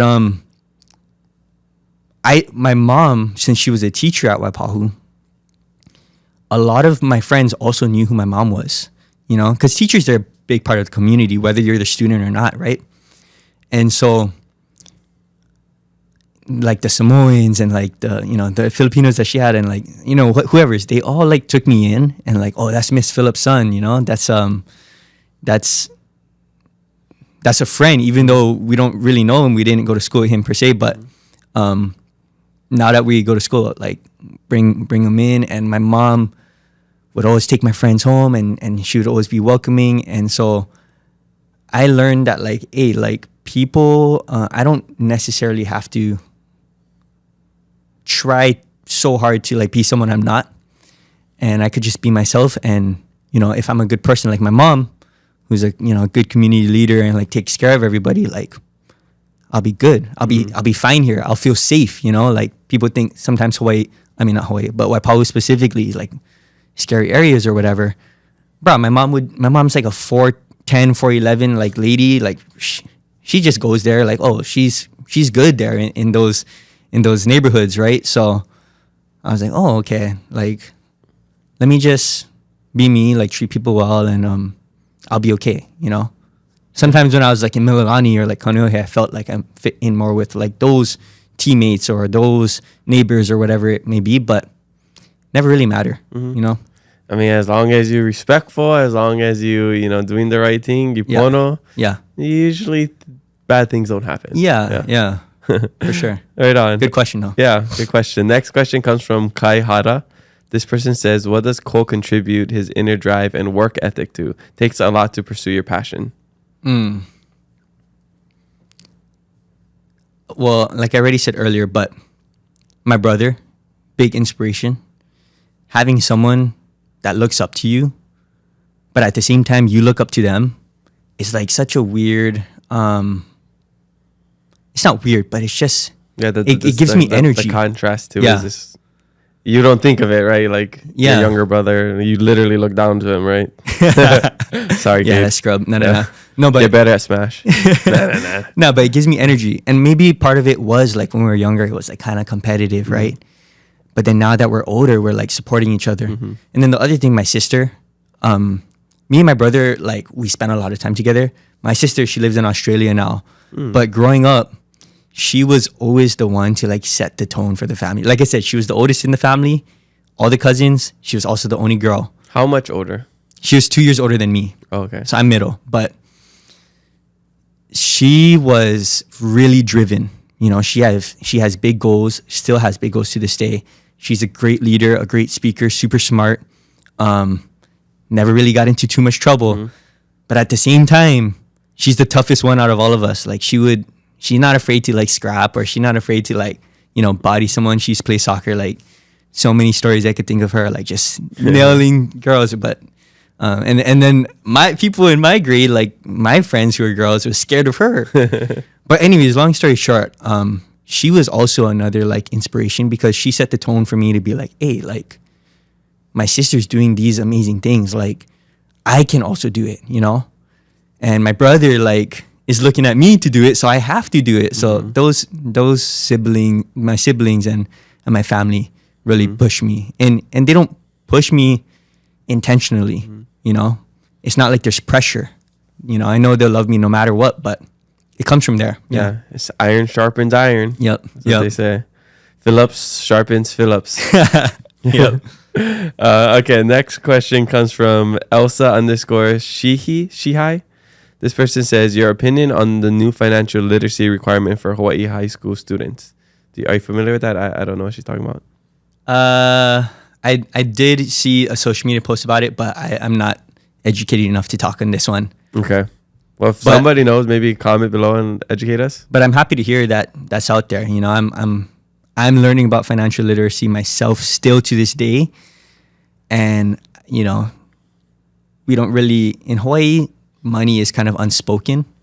So I love that, like, there's something out there that's pushing that narrative, changing that, so kids can kind of know these kind of things. That's good. Yeah, it's good that basically they're starting to teach financial literacy in high schools. That's what it is. Yes. Okay. Yeah. Oh, that's awesome. I mean, but I don't know the details, so I can't really say like maybe it is good or bad. I don't know. But Well, I think financial literacy in Hawaii is like one of the biggest things, and something that we're gonna work on, and something that I need to work on. I'm literally. I mean, people don't talk about money. I'm literally in Pokemon debt, guys. I'm not joking. I literally have like over $10,000 of Pokemon debt. Oh, you'll make it back. Yeah, No worries. I'll make it back. One God pack coming soon. One God back. Coming I'm soon. good, guys. But I have mentors and people who are helping me with that. I don't have a savings. I don't have any investments besides Pokemon. So yeah, I'm an example of somebody who is, I thought I was living frugally and doing the right thing. And then I talk to people who know what they're doing, and I realize how bad I am at all this, these things. So always learning. Yeah, me too. All right. Gavin.8109 says, what does young Cole remember from the yearly Okinawan summer camps? Oh my God. I was Gotta hear actually about hoping to this. bring this up. So first and foremost, Japanese and Okinawan is not the same thing. Yeah. Okay. There are only Okinawans will say that. I'm Okinawan. My mom's half. And you know what's funny? Not Japanese, I'm Okinawan. Even when we were growing up, like my mom didn't tell us that it was different. She just said Japanese, right? And my grandparents too, even my Okinawan grandpa. But going to that camp taught me so much about the Okinawan culture. And it was a summer camp. It would happen like, I think 3 to 4 days of summer. And first we went there as students, learned a lot about the culture, learned about, the history. And probably the first time I was actually interested in like history in general. I was learning about my own history, which kind of influenced some of my content today, right? But man, it was really fun. We ended up volunteering there as junior leaders once we hit 12 to like 17 or so. So we went to camp as kids and then we volunteered there. And I do definitely want to go back and volunteer again and give my time, because I think the number one thing that that camp taught me was again it just always goes back to like just diversity and different kind of people and different people from my school and different people from my baseball, but just like, wow, like, okay, these are all Okinawan people and we all connect through like this history and these practices, and to me it's beautiful, like to see all of that come together and just so much fun. I remember certain games and stuff that we learned, like Cat's Cradle, which is like with the string, and I remember walking on stilts there. Oh, cool. But anyways, yeah, good times. Nice. Good times. Well, shout out to the Okinawans and the Okinawan sweet potato. Oh, My yeah. favorite sweet potato. Oh yeah. Okay, next question comes from Ben_Sanga_. This person says, when will he post more pigeon to the max clips? Okay. So I used to find them. There's this, for those who don't know, there's this YouTube channel called Hear You Blue. HIRYUBLUE. I don't know who that is. It's an anonymous account. But that is like the best online in one place of Hawaii media. Mm-hmm. And so if you really want to find it yourself, it's there. I haven't been super inspired a lot by like some of the pigeon content lately, because I've just started doing a lot more things. But I am trying to ramp up like pigeon again. So if you guys see clips of like people talking pigeon, I am looking for ones to translate and do breakdowns on. But typically I used to like show examples. So I'll be like, okay, maybe someone on this podcast is speaking pigeon. I'll take it and be like, okay, here's what this means. Bang, here's how it's used. And this is the reference. And I'll take like a pigeon to the max or like Andy Bumutai clip or whatever. So I will bring it back. Let's say next month I'll do an episode just for you. I'll do one just for you. But if you do want to find it on your own, that's where it is. Yeah. Okay. I mean, we love the pigeon stuff. I love all the breakdowns of things. I love etymology, especially. Yeah. Breaking down words and like the history of like certain Hawaiian words, pigeon words, anything. I think it's super cool. Yeah. And plus the pigeon thing is such an integral part of our history here and our culture. For sure. Do you think everybody should be able to speak pigeon? I don't think speak pigeon, but I think if you live here, you shouldn't have a general knowledge of like some words and stuff. okay, this doesn't directly answer your question, but I don't think we should gatekeep it, like people say.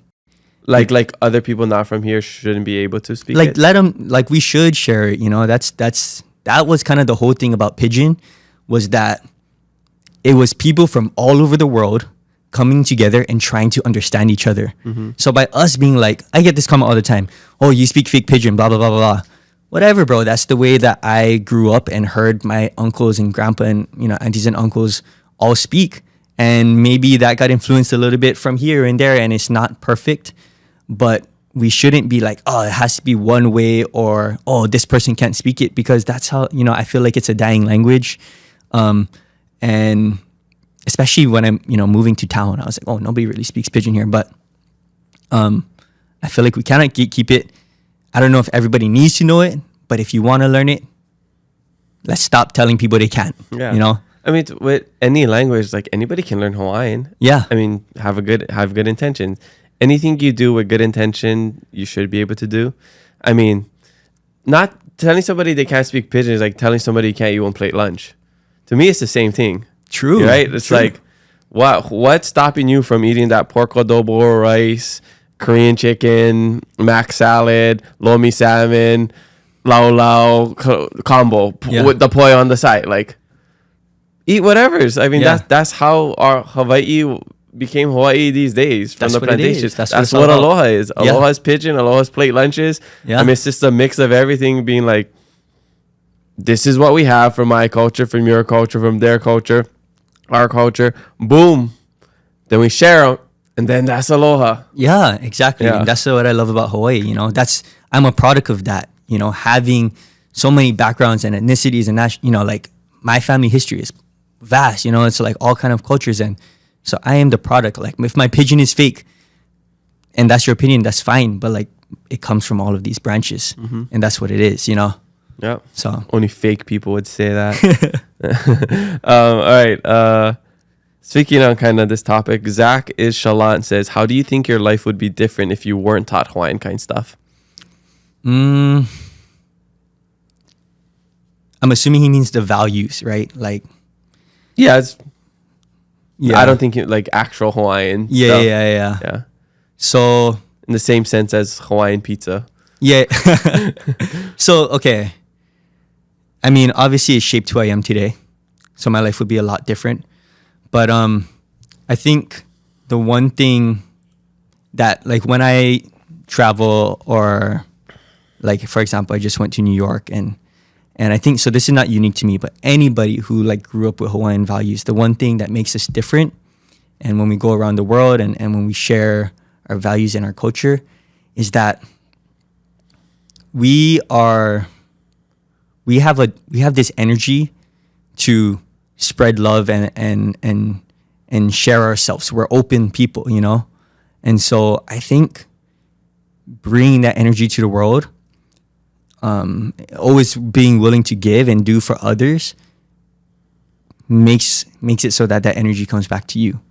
So I believe, like my values and the way I live is a huge part of the reason for like what, being able to sit on this podcast today and being where I am today. So I can't give you exact reason of how it shaped me or exact way, but I think the energy that you live with, and a lot of that is the being taught the Hawaiian values, has shaped me, has given me the opportunity and yeah. We are just products of our environment. Exactly. Yeah. Exactly. And what we do, all the knowledge that we share is all just things we've learned from people around us.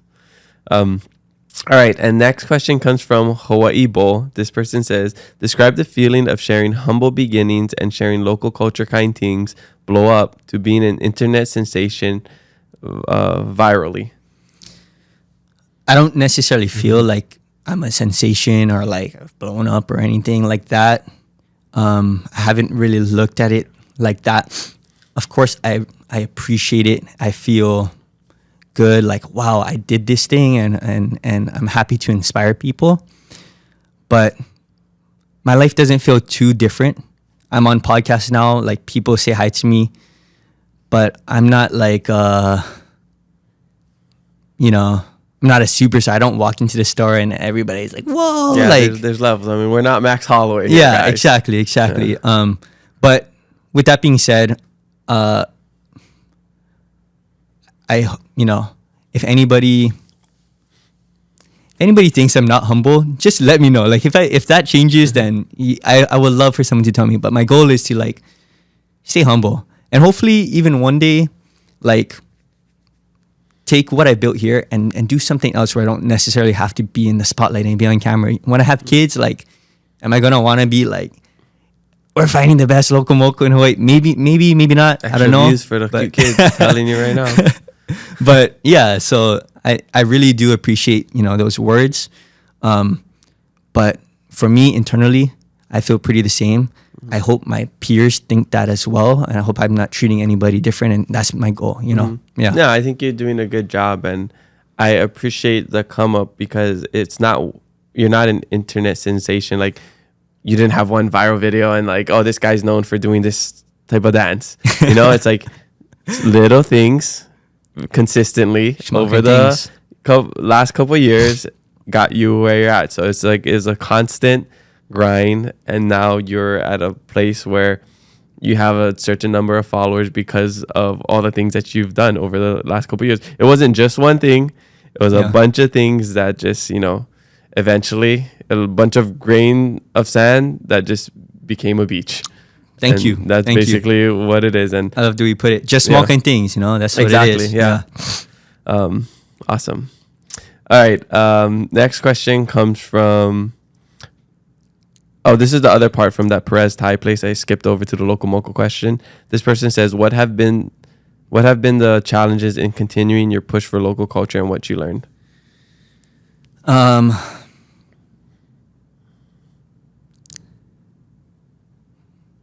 I hope that, the goal would be to like make an impact at the end of the day, and I hope that I am. I think the biggest challenge is, and I hate to say this, but the biggest challenge is when like maybe one video doesn't perform as well, or I worked super hard on this thing and it didn't do as good. And it's draining. It's like, wow, like got nothing out of that hard work, and so I think that's difficult, but what keeps me aligned is trying to make the impact. It's like, okay, that video didn't go good, maybe that's not something I should keep doing, but here's the North Star. It's how can I create Hawaii or make sure that it's the Hawaii that I grew up in, so that when I have kids, they still have that Hawaii that I love, and that's really what I'm trying to do, is like make sure that's preserved and that I could push that.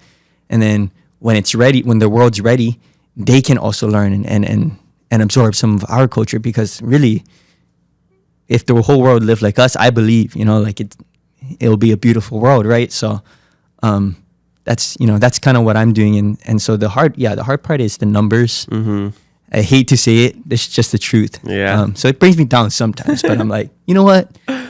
Impact. Think about that. Yeah, long term. Yeah. I mean, one little hiccup in the road when you're on this really long driveway is like, it is what it is. You continue on. Even like, so it confuses me sometimes too. It's like, how could one guest, they get so much engagement and so much likes, and then this next guest, it's like, it's almost like I don't even have 100,000 followers on Instagram. That doesn't make any sense, right? And they're all organic. Like, we've grown it over the last couple of years. I'm just like, okay, how did we just go from like 2,000 likes on this video to like 100, like barely scratching 100? I don't know if it's the algorithm, social media, even like one of the most surprising ones recently, we had Kine on the podcast, whom I believe is like the greatest waterman of all time, of our generation, millions of followers. And I don't know if it's just because it was produced by another, production company. It was on Maui. We didn't have the mics in front of. I think about all these things. Like, why is this episode not performing well? Is the clips that we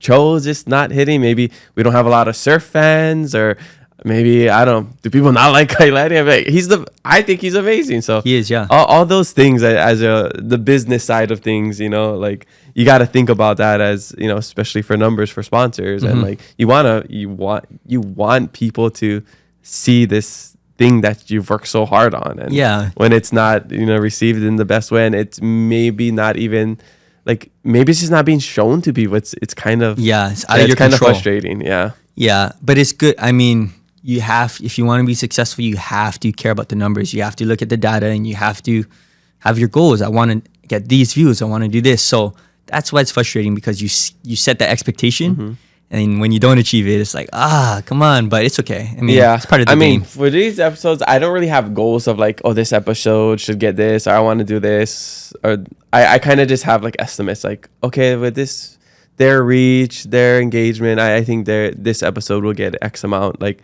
this episode's gonna do better than Kailani's episode. Really? Yeah, like Well, shout out Kai. that's my prediction. Just because like I've done over 230 episodes, and I kind of Kailani's one I thought was gonna get so many views. That was a surprising one. It might go slow, like I could, think right? if they share it more, maybe, because it depends how much the guest shares it as well. I see. Or if they collaborate on clips and stuff. Yeah. So that obviously plays a big part. But yeah, I think just starting off, I think this episode is actually gonna do more views, which is crazy. I know that is Yeah. crazy. Well, shout out Kai. Yeah, we love you. Take me surf. No, Yeah, teach us how to surf. All right, next question comes from Rock and Rob 121. This person says, "Is it always competitive with you and Cade? Enjoy seeing your favorite songs list." Never. I mean, nowadays, never competitive. He's gonna do like his things. He's still figuring out like what he exactly wants to do, and I just view our relationship. I'm just there to help him do whatever he wants, because that's what he did for me. When I wanted to do this, he was like, "Let me just help you do it." So now that I have this platform, I'm like, "Hey, bro, do you want to start making your own content?" He's like, I don't know if I feel it. Okay, when you're ready, bro, let me know, because Yeah, he's great in the videos. he is. Yeah, he could do things like whatever he wants, but it's not competitive. Yeah. Awesome. Yeah. Community over competition. Yeah. All right. Ohana Brada says, "Aloha Maid or Hawaiian Sun?" Oh. Okay, I grew I up. was thinking about this. I don't know. Okay, I mean, blindfold me. Can I tell a difference? I can't guarantee I could, but I grew up with Hawaiian Sun, especially the Passion Orange. That's what I grew up drinking. Yeah. But Aloha Maid, just as good. I never look into a cooler and see both, and I'm like, oh, one is better than the other. It's just grab and go, So Yeah. Depends on my mood, and I think certain flavors I like better, like Hawaiian Sun. They got the classic Passion Orange. I like the iced tea, the apple iced tea. Yeah. The Aloha Maid, I like their version of the iced tea too. Yeah, that's and right. There's That's just right, like yeah. certain, I don't know, it's just, yeah, like you said, I'm not gonna complain. You have either one at the party, I'm happy. Yeah. Yeah. All right, next question or last questions come from my brother, Kuakaloa. This person says, "What's something happening in Hawaii right now that gives you genuine hope for the next generation?" Okay, there's a lot. I feel like our generation is really bought into like, for lack of better words, just like aloha culture. And so this comes with like, uplifting each other's small businesses, or trying to learn olelo or even pidgin, or things like this. Like, for example, it was crazy to me to watch like the last 2 years when Palaka came back, because I seen like some people in my family, or like even my brother, like wearing Palaka, but I never thought that would be such a thing, or like Hawaiian quilt patterns, or like, and then seeing like even the big local, or the big like local and Hawaiian brands, the Manaolas, like Sig Zanes, like they're doing great. Mary Monarch was huge. It was like amazing to be there, and then you see a lot of the young people, which you would assume like maybe the older aunties and uncles would be like bought into it, but no, I think like the also you got you got great young leaders that are inspiring a lot of people like yourself, and so Getting people addicted to Pokemon, that's for sure. no, but it's nice to see that of this generation. I think it's probably why like my content does well too, because I always think that whatever I'm interested in and whatever I love, there's probably other people who love it too. And so I talk about what's on my mind or the things that I care about. And of course, other people love it too. So it's good. It's good to see that kind of brought back.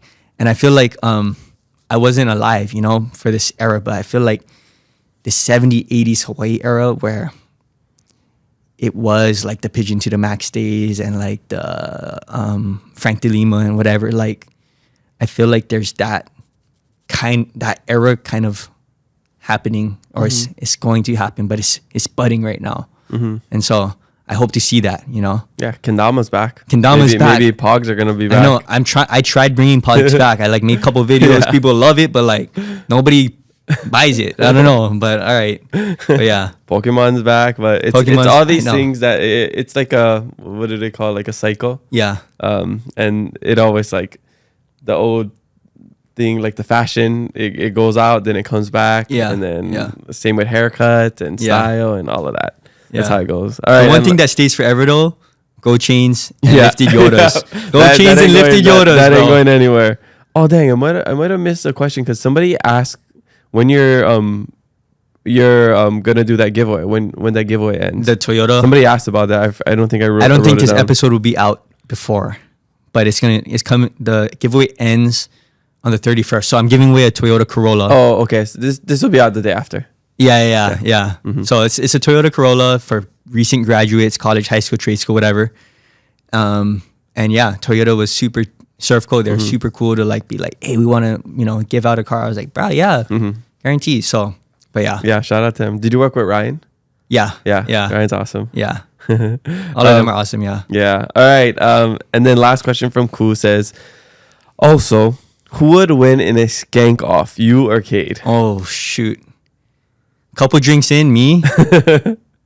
But I think Cade is more smooth than me, like I'm more technical and like practical, and Cade is more like casual. Like, so when I'm dancing, I'm like, I'm thinking about it and like, you got the DDR screen going, like, okay, left, right, up, down, side, criss, cross. You're thinking that. I mean, he's just flowing. Cade can just flow. Cade's always been like more like naturally smooth.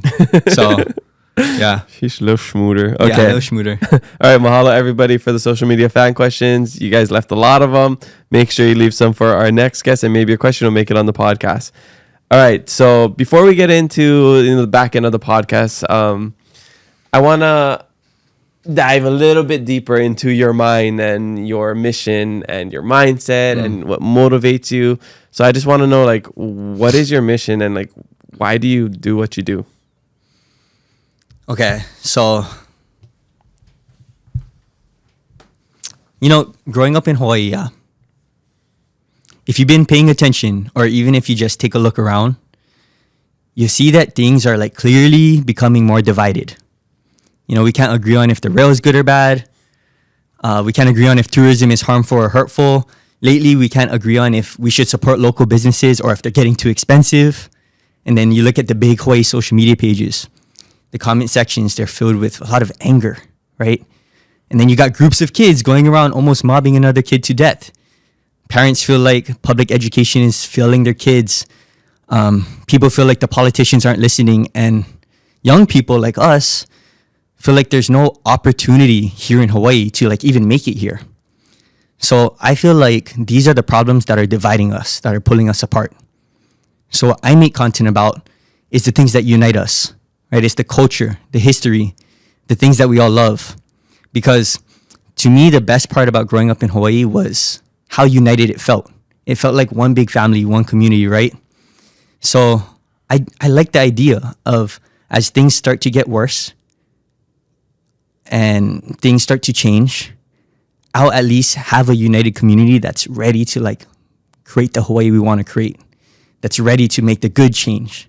So my mission and my content to me is really, I'm just shouting out to all of Hawaii. I'm just like sending a signal. Hey, here's the way I think about this thing, or here's how I feel about this, or here's the thing that I love. And I'm really just trying to test the water, see how much people are like-minded to me, so that when people start to look at our generation and be like, how are you guys going to fix these problems?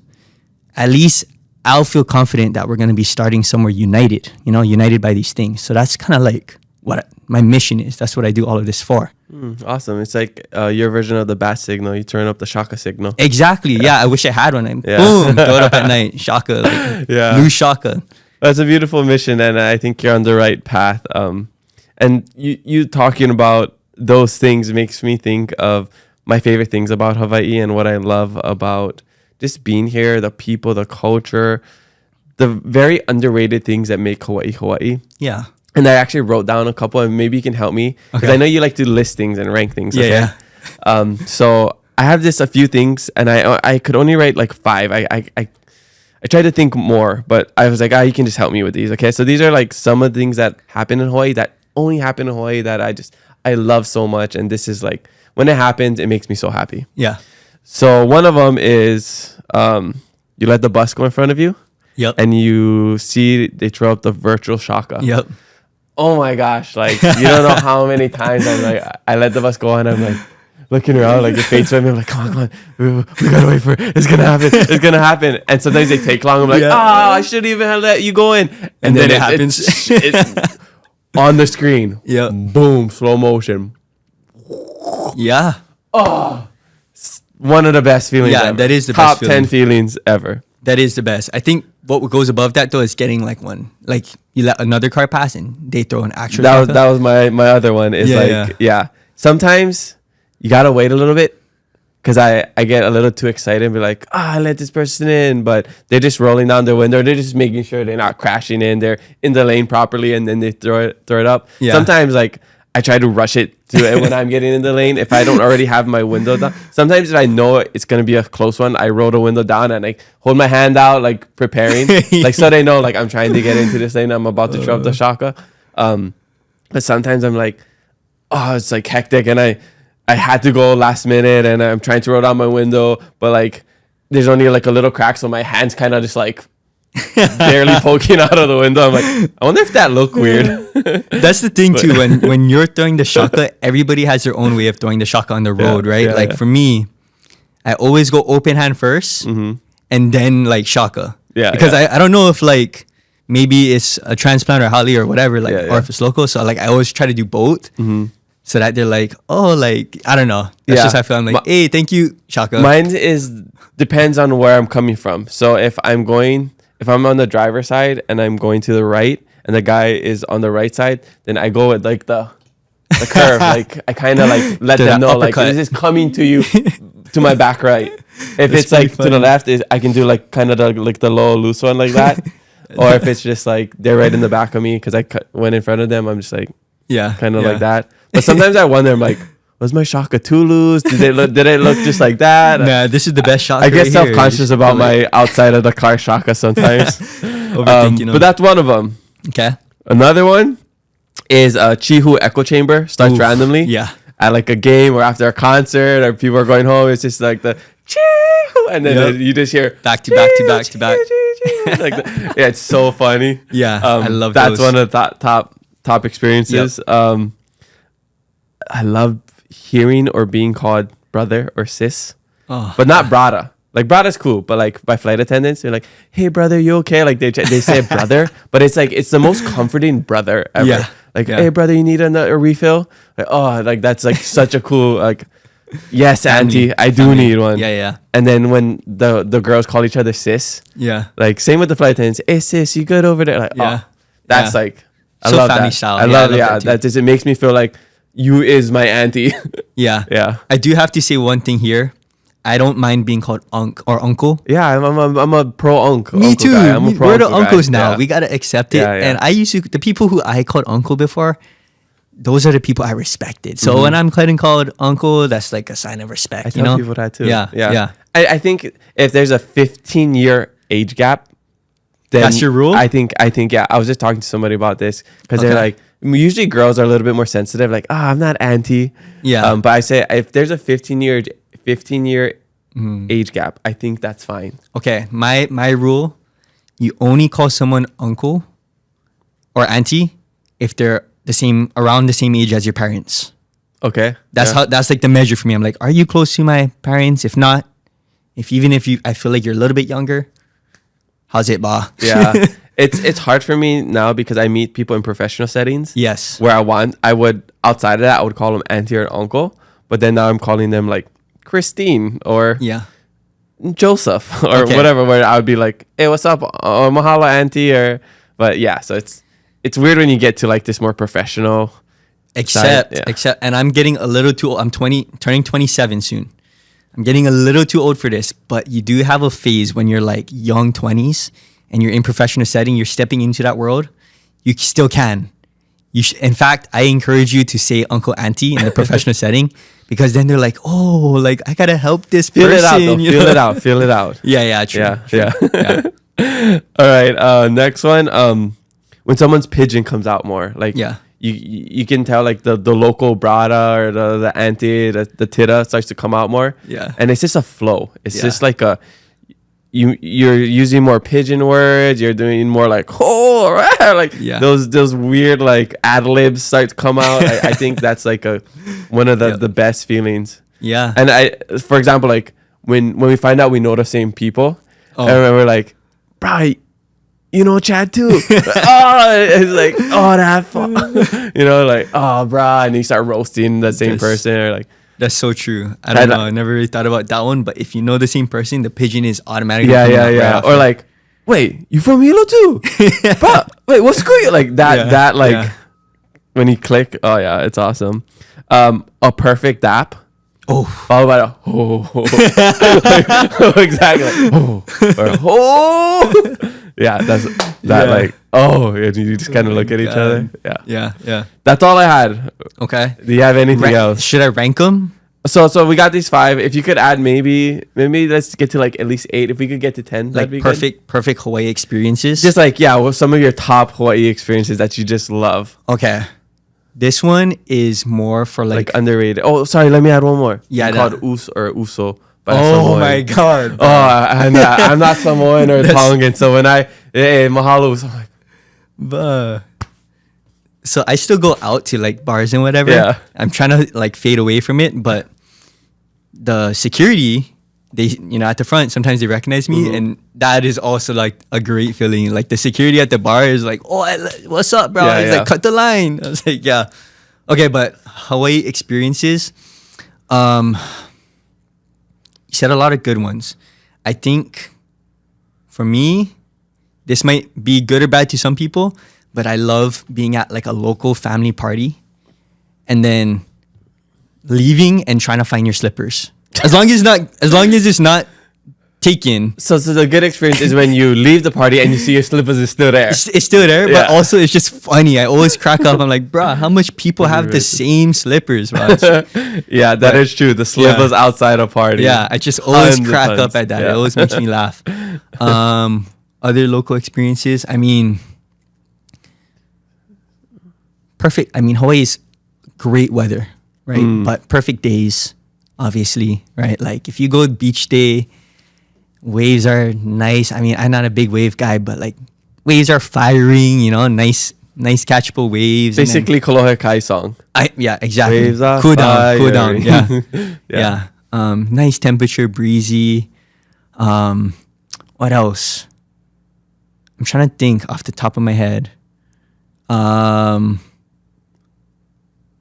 For me, I always get hyped up when I do the yoke break on the locomoco, and the yoke is like a perfect yoke. So that's that.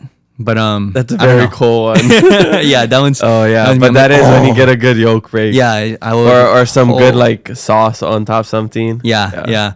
Or like on good experience, you bound musubi, good ratio. Yeah. Gotta come in a ratio, right? Not mushy either. Not mushy. Yeah. Yep. Perfect rice to spam ratio, sauce.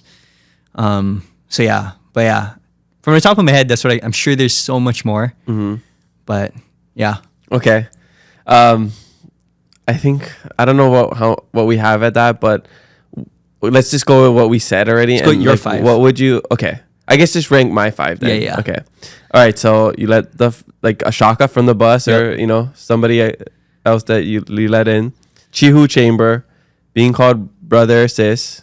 I think just being called something enduring like Hawaiian, brada, whatever, Yep. cousin, any of those kind of things. Someone pigeon, someone feels comfortable around you and like their localness comes out. You find out maybe the same people. Yeah. So it's like it just changes. The dynamic automatically shifts. Yeah. And then a perfect app followed by a Oh, yeah. Okay. I think the number one for me is when the pigeon comes out, yeah. and it's not even like a moment that you recognize. Like, I'm sure it just happened throughout this podcast at some point. Yeah. But like, once that comes out, the vibe changes, and that's why I'm putting that at number one. You know. Okay. Number two, going with the shakas, right? I just, and especially nowadays where sometimes it can be more rare driving in town. Yeah. So when someone does shaka or when the bus does shaka, I really appreciate it even more. I'm like, Totally. That's how, right? Yeah. That's Hawaii. Because I'm a passive driver. I let everybody go. So And you do a don't shaka- get that anywhere else in the world. Exactly. Okay, so there's that. Now here's like where it gets hard.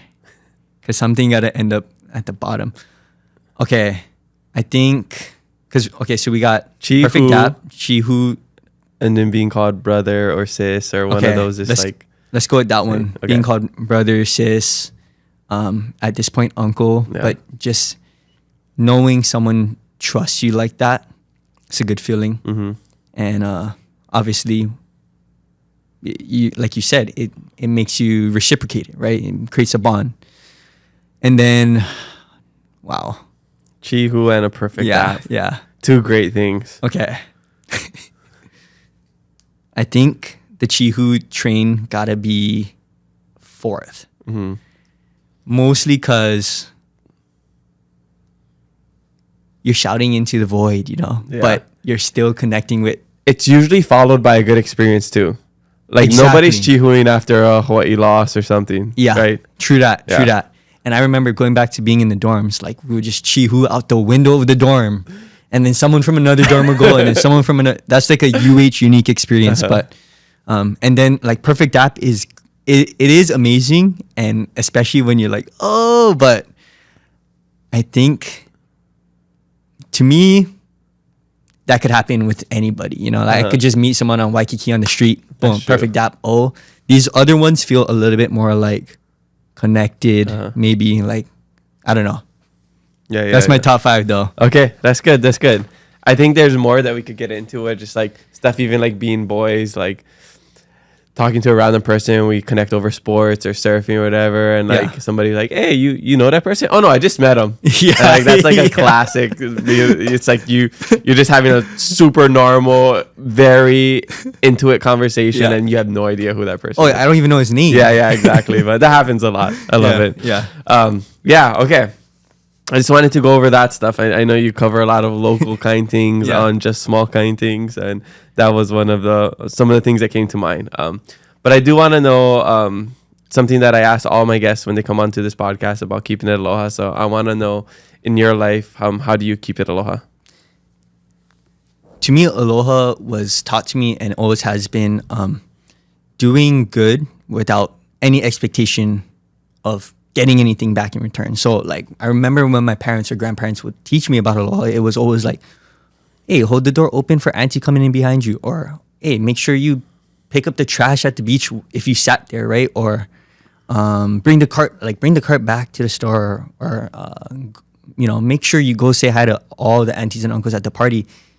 None of those things you do because it gives you any benefit or gain, but you just feel like you're contributing to the whole community or just everyone, and that's the thing you get back out of it, is that you're lifting up the entire community. Yeah, so that's always how I view keeping it aloha. It's like, what can I do, or what do I keep doing and keep these habits where maybe it's not benefiting me per se, but it benefits everybody. Mm-hmm. Yeah, I think it's good. A good way to look at it too is like you're continuing a culture that's ingrained in us. You know, holding the door open. I mean, we were just in Chicago and we were talking about this with Olin. Like, we were at the museum. We just hold open the door for people. They just walk by and don't say anything. For We're real? like, what the heck? Wow. And then here, it's kind of more common practice. It's Yeah. like, and then that's just maybe their culture and how they were raised. So yeah. You cannot blame them. yeah.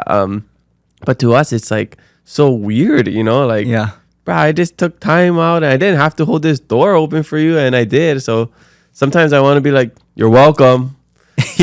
But yeah, it's like such a Hawaii thing, but it's just continuing that. So like, even if people go to other places and that doesn't happen, in Hawaii, you're getting these certain things, which is a standard in Hawaii. Exactly. Whether it's not littering, respecting elders, throwing up the shaka. So that's what we need to do in our daily lives, even if not everybody else is doing it, to continue our local culture. Perpetuate it, And push it. that's how, we perpetuate it. And that's how we, when people always say, oh, I don't see Aloha anymore, Aloha is dead. It's just, bro, I guarantee if you just really looked, you just sat outside and you just observed people, you would see it. If you're gonna look for bad, you'll find bad. If you're looking for good, you'll find good. Someone told me that Aloha's never gonna die. I do these street interviews now. Yeah. And I asked the question, is Aloha alive? And someone said Aloha's never gonna die as long as we're willing to teach it. People may not be living with it, but you can't expect them to know. Mm-hmm. You have to teach them and show them and bring them in, because that's the only way that they're gonna feel receiving Aloha. Mm-hmm. And once they receive, then they're more able to give, right? So that really changed the way I think about it, because sometimes I'm like, oh, I'm gonna just do this. I'm not gonna tell anybody, but like, actually, no, you gotta educate and you gotta show people, and that's how Aloha will thrive, right? Mm-hmm.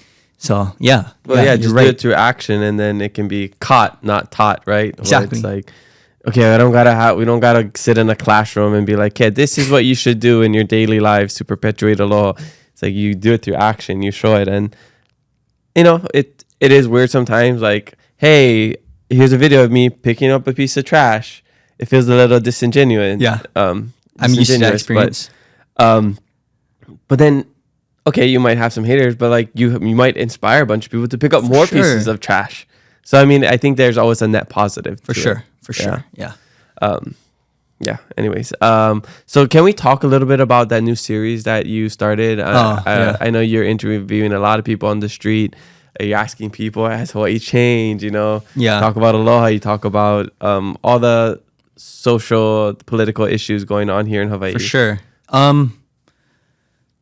Just real quick, it's called Hawaii's Soul on Instagram. Hawaii's with an S and then another S for soul.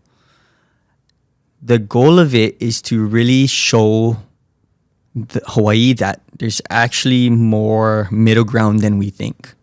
Sometimes I'm going to talk about these questions that might be political and might feel like, wow, we're never going to see eye to eye on this.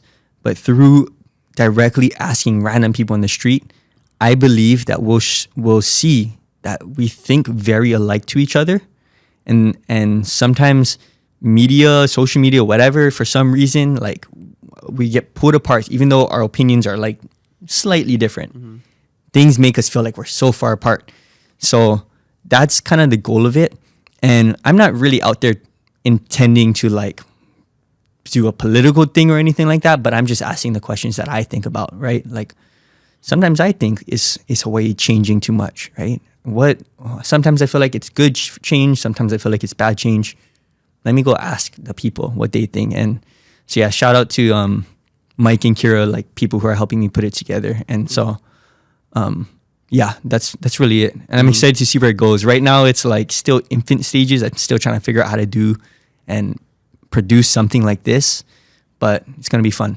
Well, that's how you get started. You just do it. Yeah, just gotta do it. And doing, you learn. I mean, yep, exactly. Some people, they wait to the perfect weather, perfect setup, perfect guests. You got to get going. You figure it out as you go. Yeah. And like you said, it's just in the infant stages, Yeah. You're gonna this is a perfect time to make mistakes, learn how to interview, learn how to, ask the right question, even do the camera and all of that. So yeah, I'm excited to see where it goes. Thank you. Hopefully you come down one day. I'll let you know where we are. Oh, you just do it random places. We kind of tried it. We've only done it twice so far. We've only posted one filming. So far we did downtown. But you just get random people on the street. Yeah, random. Okay. Yeah, we just put up a sign that says Hawaii, let's talk. Mm-hmm. they'll come by. What is he talking about? Oh, here's the question. It's 2 minutes. Oh, that's Okay, cool. Sit down. And then we're going Aloha Beach Park next month though, so that's gonna be kind of a different vibe. I think it'll be fun. Yeah. Okay, cool. Well, let me know. I don't live far from there. Yeah, for sure. For sure. All right. So, what are you working on? What's like the fun stuff that we can expect to see? Yeah. And like, I know you're doing a lot on social media, but you're doing a lot offline as well that people don't see. Yeah. The social media consulting is like a big chunk of my time, working with organizations and businesses, helping them. Just normally they come to me like, how did you do this? And I could teach you how I did it. You know, I mean, if you want to learn that, I could teach you how I relate to people or how I edit, whatever. So just building out that side of the business. And then the street interview project. And then also, I would, inspired by you, I would also love to have a podcast. But my goal of the podcast would be like more of, for me, I learned a lot in this past year about finances and business. Mm-hmm. And I feel like in Hawaii, there's not a lot of cultural space to talk about money. You know, whether you're doing good, you don't say. Whether you're doing bad, you don't say. And that's kind of the conversation that's saved for like a late night with mom, dad, kind, right? And although that's a good part of the culture because it keeps us from getting too big-headed, I think. By the time you get to an adult, you don't know these things, you know? You don't know like what to do with your money or like how am I overspending or whatever. And so if I were to start a podcast and what I want to plan is, can we create a space where we bring on young leaders, young people who are making it in the business world or making it in whatever way that they are? And what are you learning about your finances? Can you come on this platform to talk about it so that the young kids who watch us or like the people who watch us see someone that they look up to who is open about talking about it and that they can learn about, oh, maybe I should open a savings or maybe I should get a credit card or like my idol did this to save for a home. So maybe I got to build that habit too. Cause like I said, I didn't have anybody to talk about that and I'm learning it on my own. So I'd love to like do something like that. Yeah. Yeah. We need it, even knowing like resources and stuff about loans at first time, homeowners and there's so many different resources that I see videos about like, oh, I had no idea that was even a thing. Yeah. And it makes it more accessible for us, or it brings this huge dream a little closer to us. Be like, oh, maybe I could do that. Maybe if I actually did not buy a coffee every day, I could actually, that's like one of the biggest debates. Like, does it affect it? If you don't buy a coffee every day, can you actually buy a house? Or can you actually, save money? And in some ways you could. Yeah. It's hard in Hawaii. People are struggling and people are moving to, continent or Hilo. Mm-hmm. And Hilo's going to get expensive at some point. Yeah. And so, if I could, I'm not an expert financially, but if I could share what I've learned and have other people like you share what you learn and everybody just sharing what they're learning with each other, I feel like we could change that stigma about hush-hush about money and not make it in a way of like braggadocious, just like helpful, Yeah. So I would love to know how much people make, how they made it. Exactly. Stuff. You can interview me on what not to do. Exactly. Yeah. All the mistakes I made with money. Yeah. So I think it's important. I'm so bad with money, but yeah. I'm getting better. Yeah. I have somebody helping me. Yeah. All right. What is one thing you wish people knew about you that they don't? Wow. That's a good question.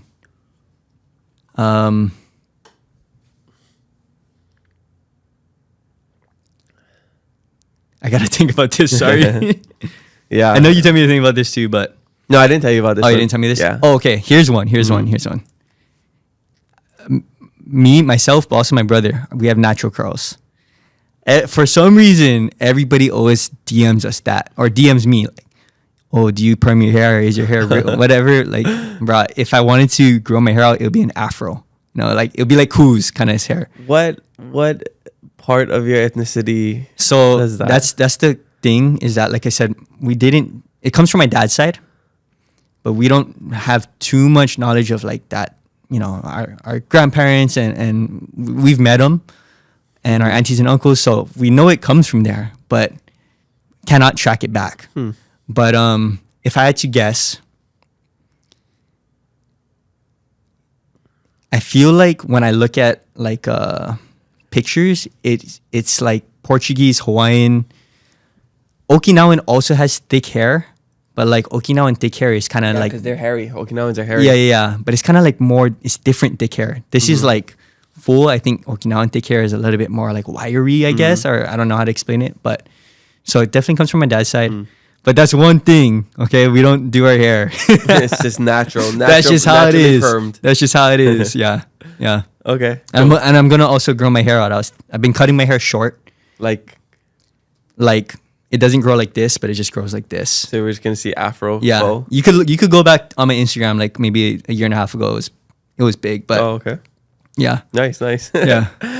Do you think you'd ever run for like politics? 'Cause I see you getting more into like, Yeah. not necessarily politics, but more in a like leadership role. Yeah, and, for sure. Like that kind of. No, it's definitely getting into politics. I learned that I'm learning a lot more about the system. I've always kind of been a guy that was like,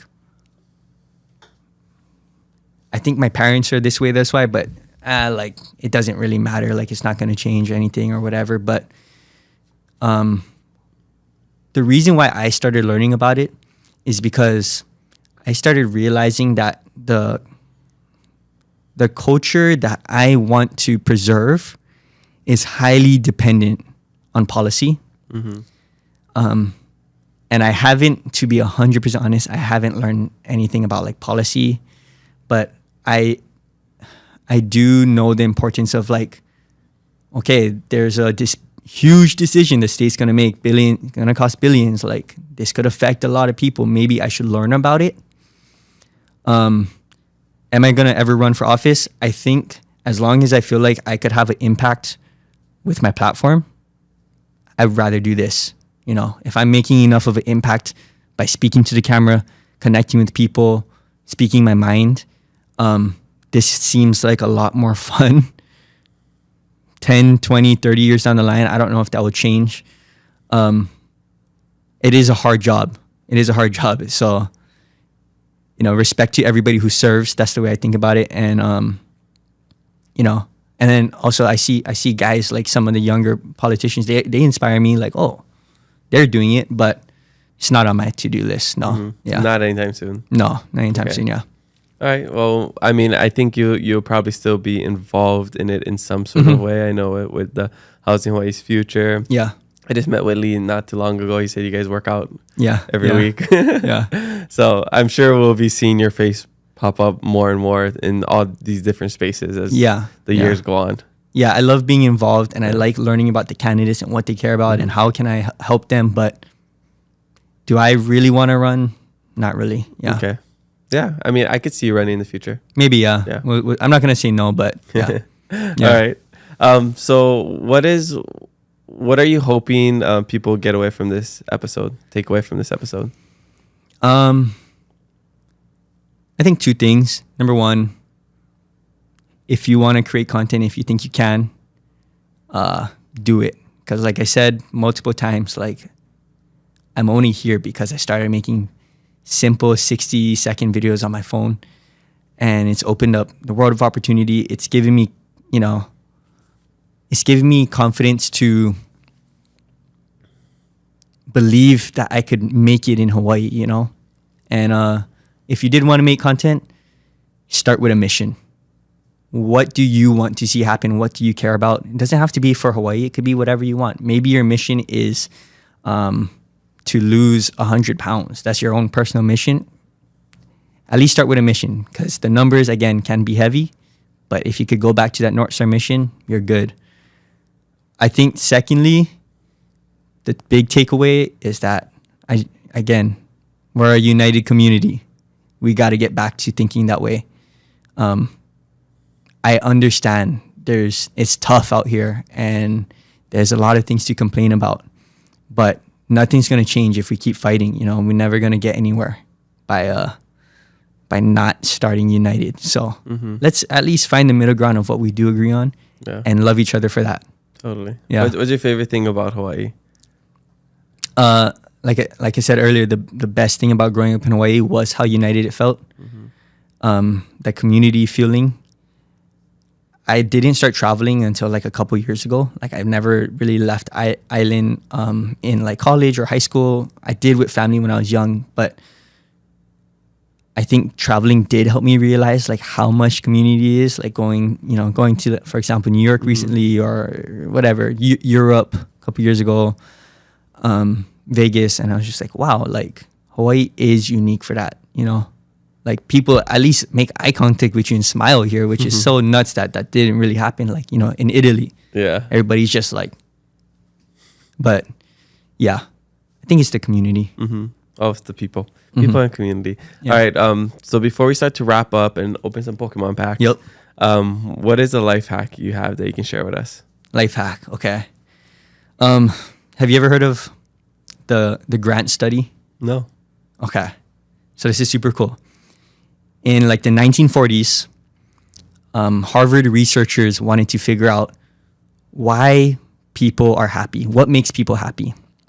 And so what they did is they took a couple hundred people and then they tracked their lives from literally young adulthood to the day that they died. And out of these 100 people, some of them ended up being successful. Some ended up maybe homeless. Some were sick. Some got married. Some were divorced. One of them actually became president. It was JFK, who ended up getting assassinated. And the point is, they tracked hundreds of people's all kind lives, and you would think what they found was that the most happiest people were the richest, had the nicest houses, had the wealth, had the status, could give everything to their kids. But the truth is, what they found was the happiest people, you could predict happiness by the depth and quality of your human relationships, right? And as I start to get older, I'm starting to find that really true, because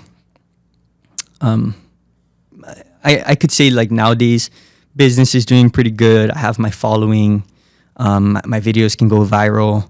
And although all of those things do feel accomplishing, the things that make me the most happy is being with the people and the relationships that I've been investing into. Those people, they mean something to me. And those moments, they're like priceless. So if I was to give a life hack, it would be that in life, we all have to make hard decisions. It's a matter of time where you're going to have to make a hard decision. When you make that decision, make sure you factor in which choice is going to deepen and protect the relationships that you have. If you choose that choice, it will compound and you won't regret it. There's no way you would regret it because, again, your relationships are so important to the quality of your life and your happiness. So it would be that. Yeah. That's cool. It's called the Grant study. Yeah. Grant study. And the crazy thing it is, makes sense. Yeah, it's still going on to this day. So after like a certain amount of years, they added more people and they added more people. So they're just tracking all these people and they keep finding the same thing, that like the happiest people have the strongest circles. Yeah. Yeah. I mean, money can't buy happiness, but it That's can what buy they say. Pokemon cards. Oh yeah, all right, let's go. And Pokemon cards is happiness. But yeah, I think there's a good, there's some good conversations that always happen around happiness and stuff. And I've said this before that I try to focus more on peace than happiness because I think that's more important to me. Oh, Is interesting. just to be at peace. Yeah. Okay. Because I mean, I'm happy with my life, but there's still a lot of chaos in it. But I like my that. main thing is just to like be at peace. Like being at peace is like I don't have to worry about hopping on meetings and doing all these things. I can just go surf and not worry about everything, and then that makes me happy. So I think I like that. I'm more of a peace over happiness kind of guy these days. Okay. Yeah. Okay. I like that. I gotta Yeah. prioritize peace a little bit more too, I think, lately. Totally. Yeah. Protect your peace. All right. So shout out to Collector. They're one of the biggest apps out there in the online world. You can track your portfolio, and they do more than Pokemon too. They're One Piece, Lorcana, all kinds. Actually, I don't know about sports, but anyways, they're sponsoring our events, Keep It Low, a card show at Keep It Low events, and they're also sponsoring my Kamaka Rip stuff. So we got these packs, this booster box of this new set, Chaos Rising. You have no idea what I'm talking about, but I'll explain. So we rip a pack every episode at the end with the guests, and we usually just rip a pack. But since we have support from Collector, what I want to do now is we'll keep ripping as many packs as we need until our guest gets a hit. Oh. And with that hit, we're going to give away that to one of you watching. Nice. So I'm still thinking how we're going to do that. If we'll give it, just put it into our weekly giveaways, or we'll do something else. But I'm going to open this pack and then talk about what we're going to do. But shout out to Collector for providing this for us. Shout out Collector. And our community. Okay. All right. So let's open this booster box. So booster box is how Faith and I got started and addicted. It was a new set that came out in December of last year. Phantasmal Flames. Faith got the top 2 cards of the whole set. And since then, we were super addicted. First pack, she got the top First 2 packs. First pack, Wow. she got the gold Charizard. Second pack, she got the SIR black Charizard. It was insane. That's how they get you, bro. That's how they get you. Yeah, so we'll see. Here, you can take your choice. All right. Pressure's on then. Okay, so I think you kind of remember. You Yep. came by our show and you ripped some packs. So yeah, you make a puka at the top. Yeah, just ripped not too long ago with my uncle, The Rock. That was a fun video if you guys saw that. I seen that. And then you put the first. Yeah, so you take this one out. We like to guess the energy, so I'm going to go purple. Ooh. Yeah. I'm gonna go silver. Psychic. Okay, fire. close Okay. enough. All right, and then you just show it to the camera, and then yeah. So let me go first, and then you can follow me. See if I get anything. Oh, Ooh. okay. I got an EX. I got a hit. So Nice. this will go to somebody. Let's see what Cole gets. Some cute cards over there. Oh god. Once you get good, you can hold all of it in your hand and just go pop, pop, Like, pop, pop, pop. Such a rookie right now. Yeah, all good. You gotta practice. Oh wait, I see something. You got shining. something? Oh, he got cooked. But here on the podcast, we don't let our guests get cooked thanks to Collector. So, Hanaho. Yes, sir. Yeah, so keep going Okay, into so we is- call this rip till you hit. Is So you this rip it till you hit. is this has what are the odds that none of them have a hit and I'm just There's unlucky? so there's actual statistics like every I don't know 5 packs you get an EX, every 10 packs you get Okay, an okay. IR, every 50 packs you get an SIR. You know, so there's statistics like that. I don't actually know what it is for this new set, but I think at least within 3 packs you'll get something. Let's get water. Okay, Okay. let's try again. All right, let's get something good so we can give to our followers. Come on.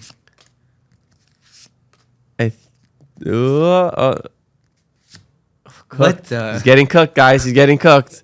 But don't worry, that's why Come that's why on. we have good partners like Collector to provide Shout packs out for us. All right, so 3rd time's a charm. Double magnet energy. That's crazy. The back-to-back same card. just to let you know, like I'm not into Pokemon like this, but I used to have a fat collection that since my mom is a teacher. Wait, water. Hey, there you go. This is a hit. This when is a you hit. get it right, you get a hit. That's This is a Faith hit. and I's philosophy. So my mom's a teacher, and she would give away a lot of her toys to her students, like in a treasure box. So someone has like my collection. I don't know if there was anything good, but it's vintage at least. Okay, They might have given away a $1,000 card. Yeah, could have you have been. no Could idea. have been. Hey, there you go. 3rd time's the charm. When you guess the energy correct, you get a hit. Yep, That's usually what happens. So Cinchino. Cinchino. Yeah, Cinchino. it's a cute card. All right, so maybe for these ones, just so we can keep it separate from our weekly giveaways, maybe you just comment your favorite part of this episode, and we'll send you these cards. You can message us if you want the bulk as well, but I think it's just easier if we just send the hits. So you'll get this EX and that ultra rare, I believe, that was opened here on the podcast. So shout out to Collector for helping us bring the Pokemon community to the rest of our audience here at the Keep It Low podcast.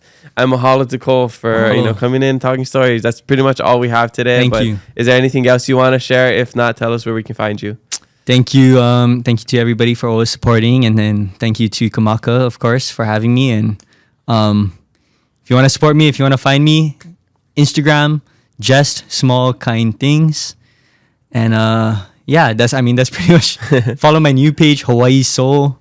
But yeah, Yes, guys, support him. If this is your first time seeing Cole and learning about him, he's doing awesome things. He's going to be one of the voices in Hawaii for a very long time. So make sure you jump on the bandwagon before it's uncool. Thank you. But mahalo, Cole, for joining us on the Keep It Low podcast. Spread love, be kind to one another, and mahalo for listening to us today. We have new episodes every Thursday, so make sure you follow us and leave a review. I'm your host, Kamaka, and remember to always keep it aloha.